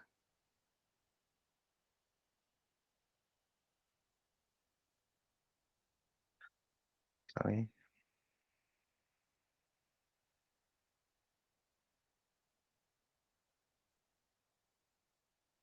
Okay, let's just look at it here.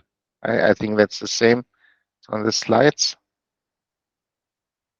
Okay, so the idea is I want to read a file line by line. So, I mean, with a read file, I get the whole content of the file as one big string. But let's say now instead I want to get the lines of the file, read one file after the other. And so I use this with file. Okay, sorry, I should have explained the rest of the with file. So I explained the file path and the IO mode. And then it gets a so-called continuation. So it gives you a handle to this file. So in this function, you say, given a handle to the file, what do I want to do? And then you get that result. So what that function will do, it will open the file with this path in this mode, create a handle for the file, then pass this handle to that function that you provided. You do your thing in that function, and then it will close the file again and return the result. And as an example, we want to implement this read file line by line function. So we use with file. File is just an argument. So that will be the name of the file. We do read mode. So we only want to read. And now what we want to do with the handle, we write in this second function here. So this read file handle function now gets a handle and will in IO return a line of strings, which is supposed to be the lines in that file. So how do we do that? So first we use this h is end of file handle function to check whether we are at the end of the file or not. If we are done. There are no more lines, so we return the empty string, or we can also use pure. I think I want to use pure now, preferably. It's just another name for return, but I think it's less misleading. Right, and if we are not at the end of the file, I don't know why, for the life of me, I don't know why there is no do notation here. So we can also mix do notation. So let me rewrite that as do notation. Maybe just as a reminder that you can use this. We don't have to indent here. I mean, if we don't want, but I like to do it like this.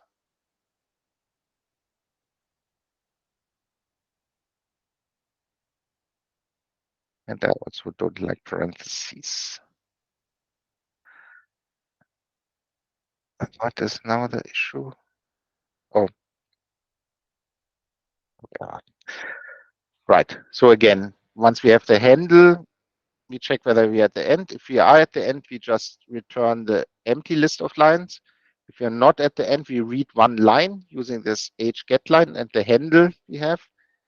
Then recursively, we read the rest of the lines, and then we just return the list containing of this first line we read and the other lines. And we can try this and now apply it, let's say again, to the Cabal file, which is called IO Cabal. And now we should get, I mean, it looks very similar to before, but before we got one string and now we get a list of strings, which one element in the list per line of the file. Okay, so that seems to work. Are there any questions to this? Not in the chat.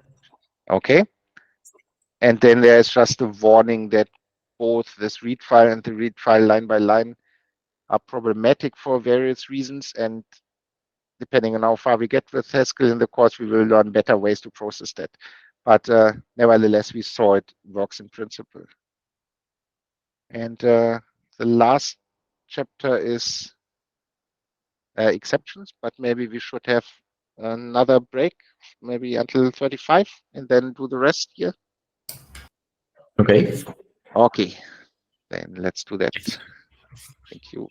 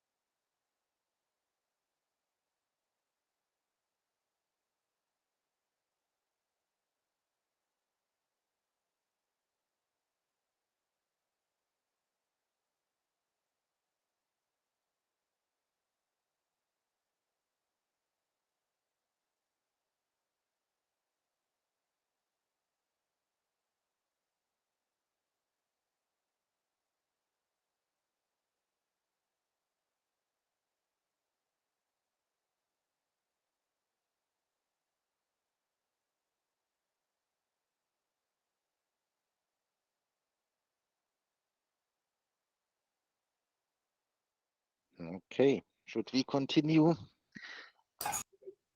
Yep. Right. Okay, let me share my screen again. Just 1 second.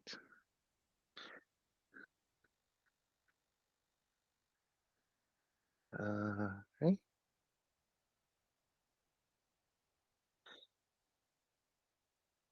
Okay, so the last topic for today is exceptions. So we saw this read file line by line function.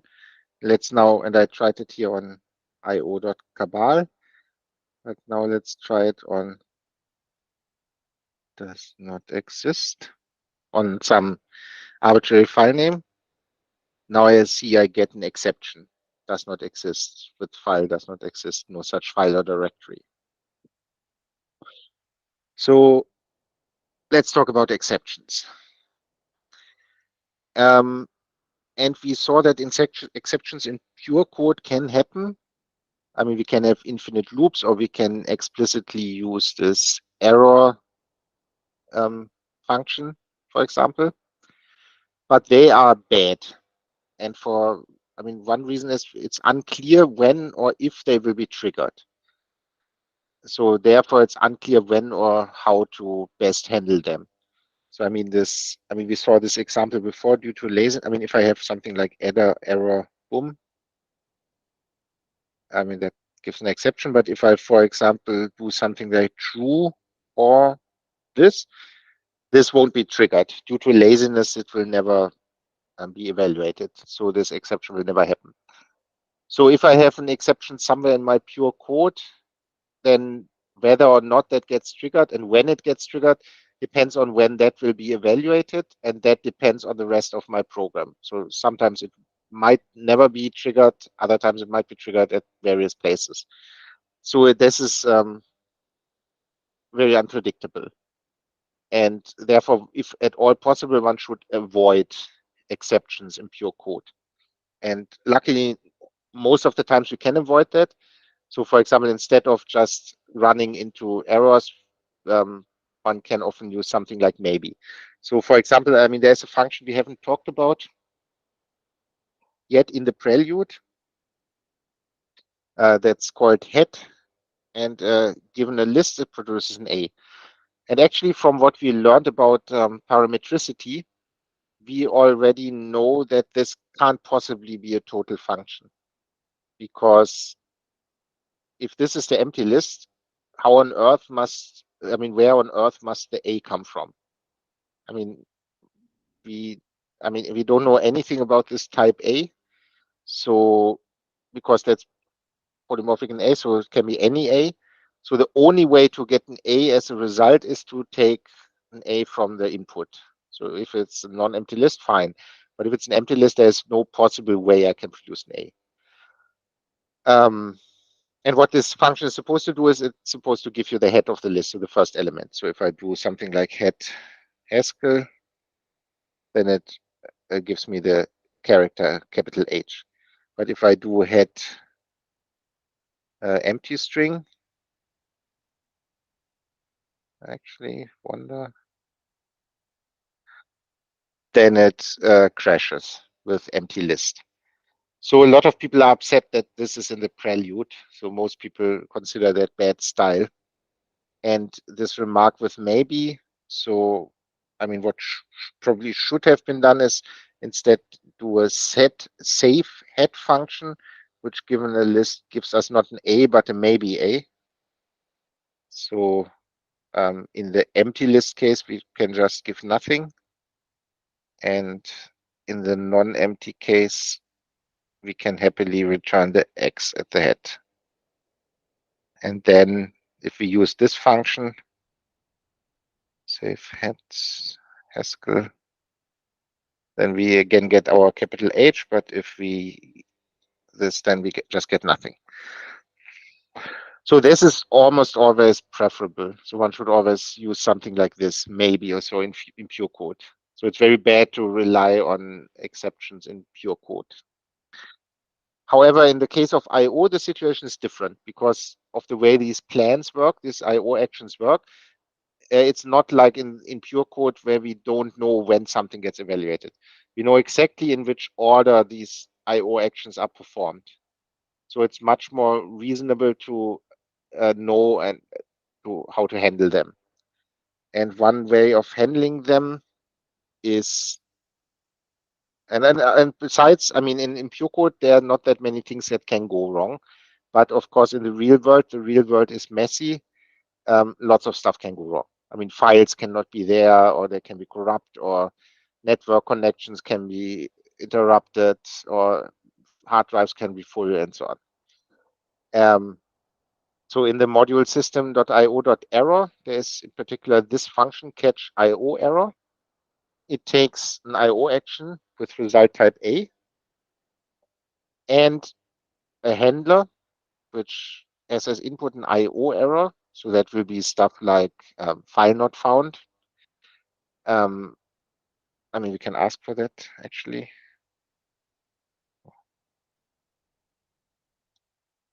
So we see it's okay, it's just a synonym for an IO exception, GHC IO exception. So let me import this and ask what this is. And we see it as like it's a record type with stuff. There's a handle, error type, location, description, error number, file name, blah, blah. Right, so that's that. So given that, basically what to do in that case to get our IOA. And then it produces an IOA. So the logic is it will run this IO action. And if there is no exception and we get our A, then that will be the result. If, however, there is an IO error executing that, it won't be triggered, but instead the error will be, I mean, this handler here will be applied to the error, and then this will be the action, the result of our function. So we can, for example, do a save read file, save read file line by line. Same signature, or no, not same signature. So what should the result type now be? I mean, what do we do in the case of an exception? I mean, we could return the empty list, but then we wouldn't be able to distinguish between the case that the file does exist and just is empty, or the case that the file does not exist. So better is probably something like maybe list of string. And now file, what can we do? So we use this catch IO error. So first the action we want to perform. So that's our old read file line by line. It's not, but let me just write this and then this. So now the problem is, I mean, the first problem is our old file, read file line by line, the result was list of string, but now we want a maybe list of string. So in this case, we just want to apply the just constructor to it if all went well. So we can use lift m for that. So lift m just. Okay, so this is the good case. And now we need this handler. So given the error, what do we do in that case? What do we return then? Well, nothing. So no side effects, just pure nothing. And we see in this case, we don't care about the error. We can do it like this. Now, if I reload and now do this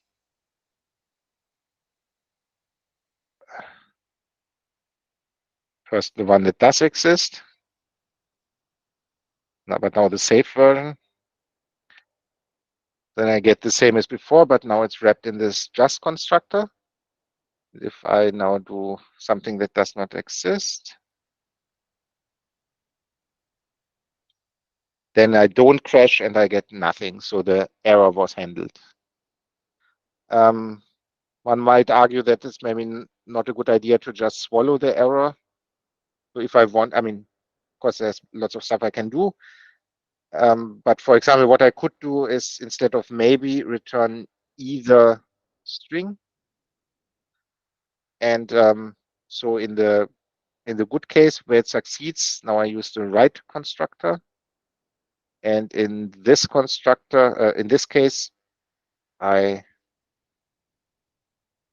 can do pure left, for example, show arrow. So, sorry. So if we do this and reload, so in the good case, now I get a right with the list of lines. And if I take the bad case, now I get a left with the error message does not exist, blah, blah, blah, what I've got before. So whether you need, I mean, I think in a production program, you would never want to swallow the error message normally, and you would at least log it to some log file or so. Right, so that's how you can handle exceptions. Here on the slides is also another example, I mean, with another file, not with the Cabal file. And there's just one more thing here. There's this, I mean, to try this out, I mean, we can try this. So, so write file. So let's call it test.txt. And I just write the string foo, and I mean, one line and then bar, another line. Now we can actually look at that file that has been created and indeed contains foo bar. If I now do the save, read, file line by line, test text, it nicely returns the 2 lines. And now in the slides, another function is introduced. How you can delete files. So I can delete this test text again. So my editor notices that it disappeared. And now if I do it again, then I get the error that it doesn't exist. Right, so this is also a useful function, of course, to work with files. So basically it. So in this lecture, we have learned about I/O, the way to, in a principled way, do side effects in Haskell. So every function that can potentially do side effects, have an effect on the real world, is tagged with this I/O type constructor. And you can never get out of that again. Once you involve I/O, all your return types will have this I/O. Therefore, it's a good practice to isolate the effects of I/O to the periphery of a program, basically acquiring input, producing output. We learned how to compose I/O functions. So there were these operators like sequence or then, lift M2, bind, pure. We learned that with pure and bind, you can implement all the others. We also talked about higher order I/O functions, sequence and map M, basically generalizations of what the map function on lists that can map a side effecting function over a list. We saw some larger examples. We talked about handling files and with file function, and we talked about exceptions and how you can handle them. Are there any questions to this? Not so far. Okay, so we still have 10 minutes, so I would have time to do an example or so. I just don't know what I should do. Any ideas?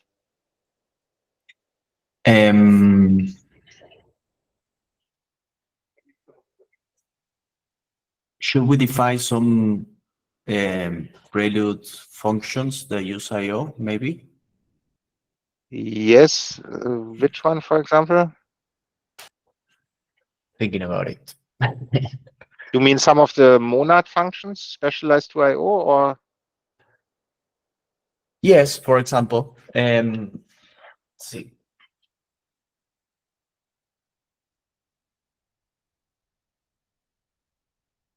Sorry? We filter I/O. No, maybe Right. that's too complicated. Or fold. Yeah.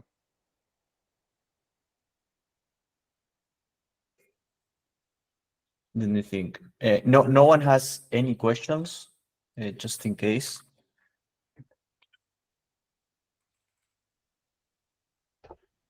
I think random is in the assignments, right? That's also quite interesting. It's Nice, always. used. It's not defined, but it's used in the assignment, I think. Okay. Maybe replicate. Replicate is nice. It's nice and simple. Yes. Yes, perfect. There is this. Sorry, We also, Karina? sorry, we also we have a replicating the assignment, but Or do we? yeah, They are supposed to define it in the assignments. yes, yes. Oh. Cool. Okay.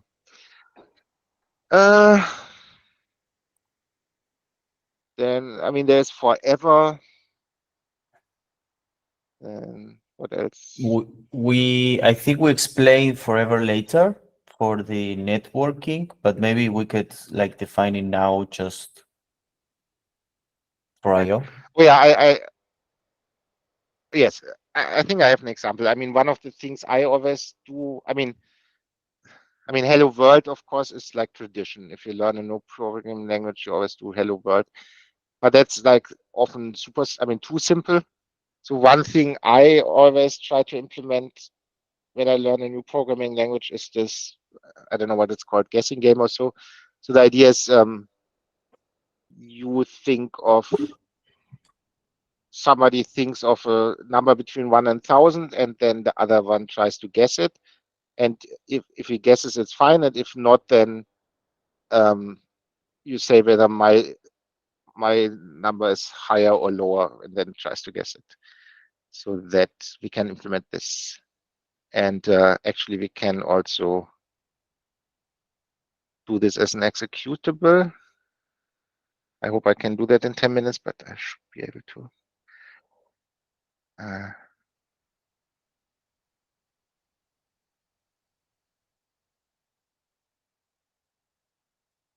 Let's call it guessing game. Okay. And I should also say I don't want to do that now, but why is this hello? Oh, there it is.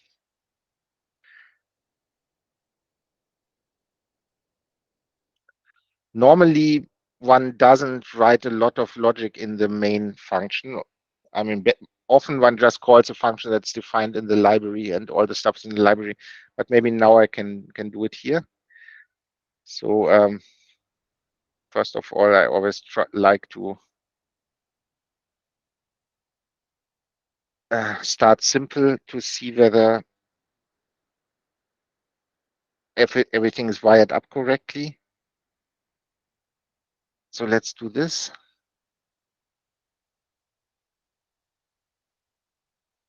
Yeah, okay. So that, so far so good. So now, how do we do that? I mean, first is, start.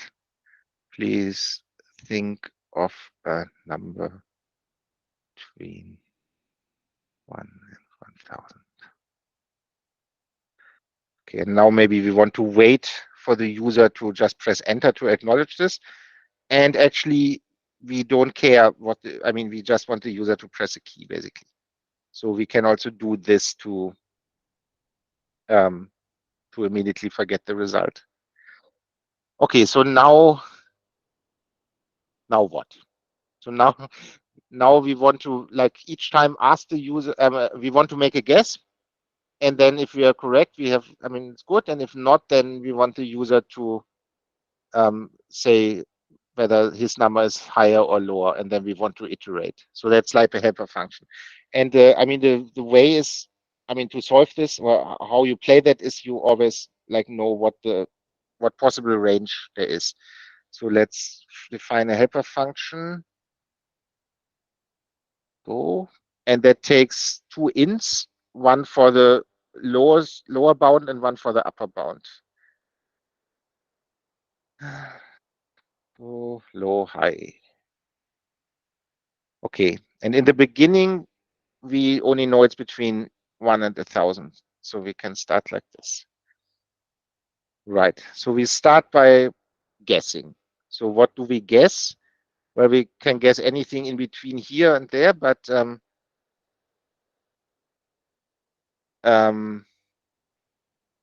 mean, normally one guesses like the one in the middle, so that would be the average of those two numbers. We can get like this. So,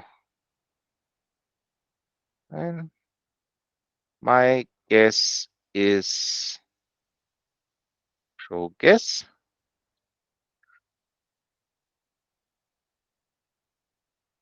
Is this correct?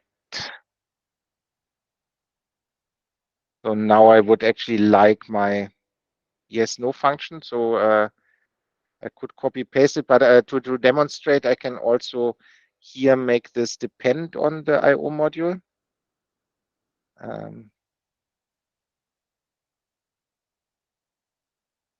And that was, let's see,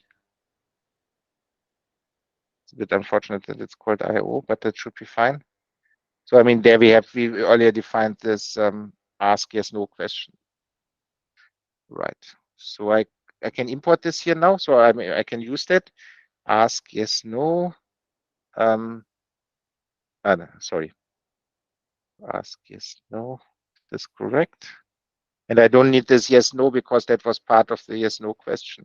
And now, of course, now it complains that it doesn't know what ask yes no is. If I just use the quick fix, it suggests to import IO. So that's the function we defined earlier. So this is now, why is it complaining? Yes, I did add it. Maybe I must refresh my.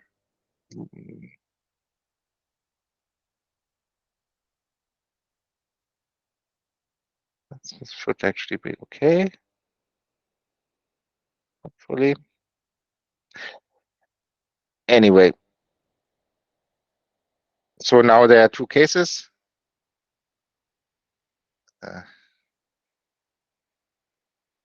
I mean, if it was correct, so if B, like 4 indentations,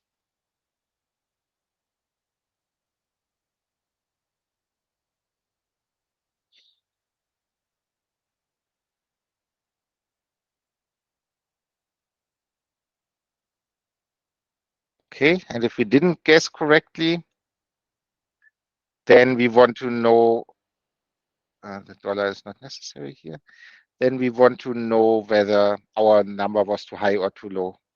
So let's do this with another ask yes no, because we have it. Is guess higher than your number? Let's call that C. Okay, so now what do we do? If the answer is yes, so the actual number is higher than ours. So then we know it's between guess and our previous highest level. So we can or actually between guess plus 1, because it was not guess high. And if the answer is no, so the actual number is lower, then we know it's between low and guess minus 1. And that should in principle already do it. Let's still get an error. Why? I did add it to the build dependencies of the Cabal file, didn't I? I think you added for the other executable. Oh, I sorry, yes. I added it to hello world, but I'm supposed to add it here. Thank you. Exactly. Okay, and that should actually, yeah. Next time, you can run restart LSA Haskell server, and you don't have to wait for the Docker. Okay, great. Thank you. Didn't know that. So now I should be able to do Cabal. Let me just clear. Let's do a Cabal build first.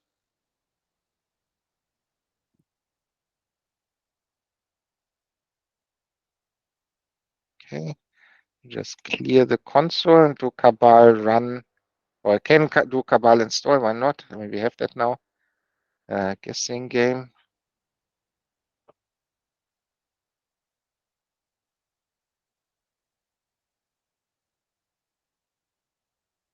No, time is up, but we're almost done. Ugh. Why is that? Whatever. Maybe there's a clash in the names. That's I don't know. another. It's another read file because it's another program now. I mean, not this one. It's this one because I now called that save read line by line. Hmm.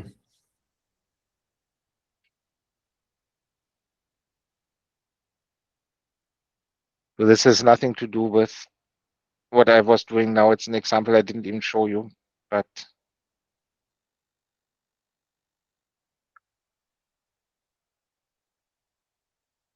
it seems I wanted to talk about command line. Maybe you can remind me that I do that beginning of next lecture. Talk about get args. Okay. Oh yeah, now I get an error because override policy. If you do install and you have already installed it, then you get an error, but you can give a command line. Okay, now. Right. So now it worked, and now I can call it guessing game in my terminal. Please think of a number between 1 and 1,000. Let's say you say one, Robertino. 72. 72? Okay. Yeah. So I press enter.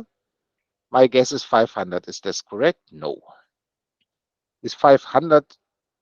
Okay, obviously something wrong there. Why is this?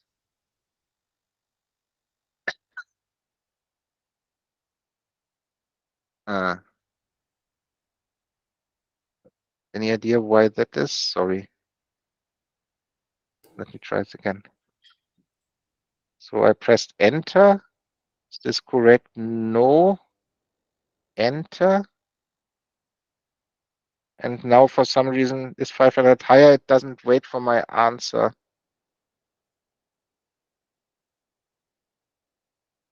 But before it worked.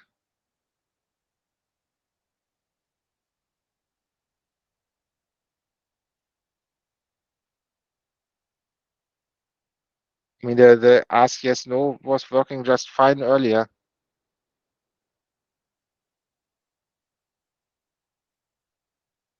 Maybe, I don't know.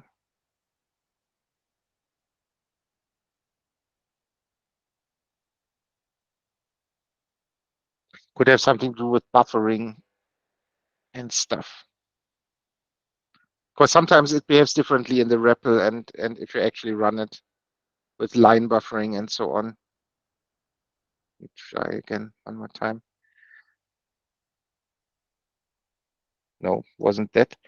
Let me just, sorry, I know we're running, but let me try one thing. If it's not in, I mean, here we had this logic, if it's in yes, no, then, I mean, if it's yes, then we assume yes, otherwise we just assume no. But let me make that safer. Let's say if lm c at yet, then pure true. Else if lm c no, then pure false. And if the user did something else, I just recursively ask yes, no question again.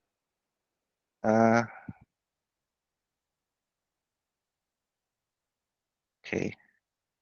We try this one last time, whether the tabs. I think it has something to do with buffering and enters in new lines and stuff. So now it should hopefully work.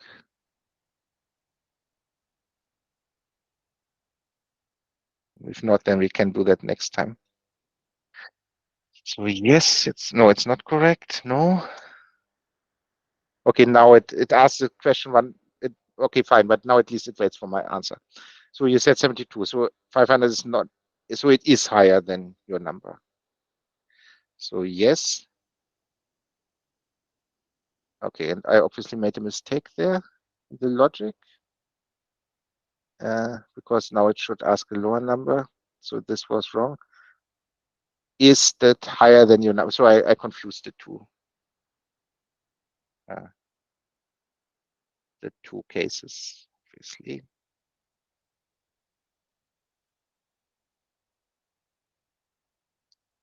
Okay, sorry about that. Now we try it one last time and then it hopefully works.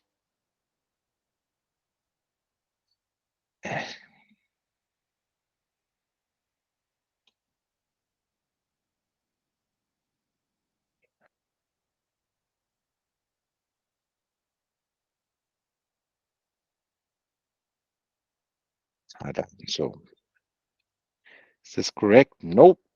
Is 500 higher than your number? Yes. So I mean, something's wrong with this yes, no stuff. I mean, with the input from the keyboard, but it works, I think. My guess is 250. Is that correct? No. Is 250 higher? Yes. 125? No. Is 125 higher? Yes. 62, correct? No. Is it higher? No. 93? No. Is it higher? Yes. No. Is it higher? Yes. 59? No. Is it higher? No. 73? Not correct. Higher? Yes. 71? Is that correct? No. Higher than your number? No. 72? Correct? Yes. I'm a genius. Okay, it's not perfect, but it works after a fashion. Something wrong with this ask yes no stuff.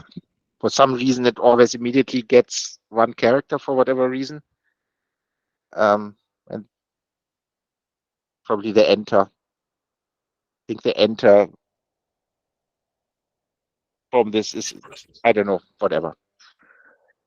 But it works. Okay, we are now 7 minutes over time anyway. Are there any last questions? Not in the chat. Okay, then let's wrap it up. And what's the next topic? I forgot. I think we must update the next lectures, right? The IO was the last one. Yes. Okay. I think something about maps and containers and stuff. I'm not sure. We'll see. Okay, but I hope that that was a fun lecture because now you can actually do things. So in principle, now you can write useful programs with what you have already learned. I mean, small little tools or whatever. Especially when you do the assignments, because there's also like with randomness and so on, so you can even write little games or whatever you want. Okay, then thank you very much and talk to you on Wednesday.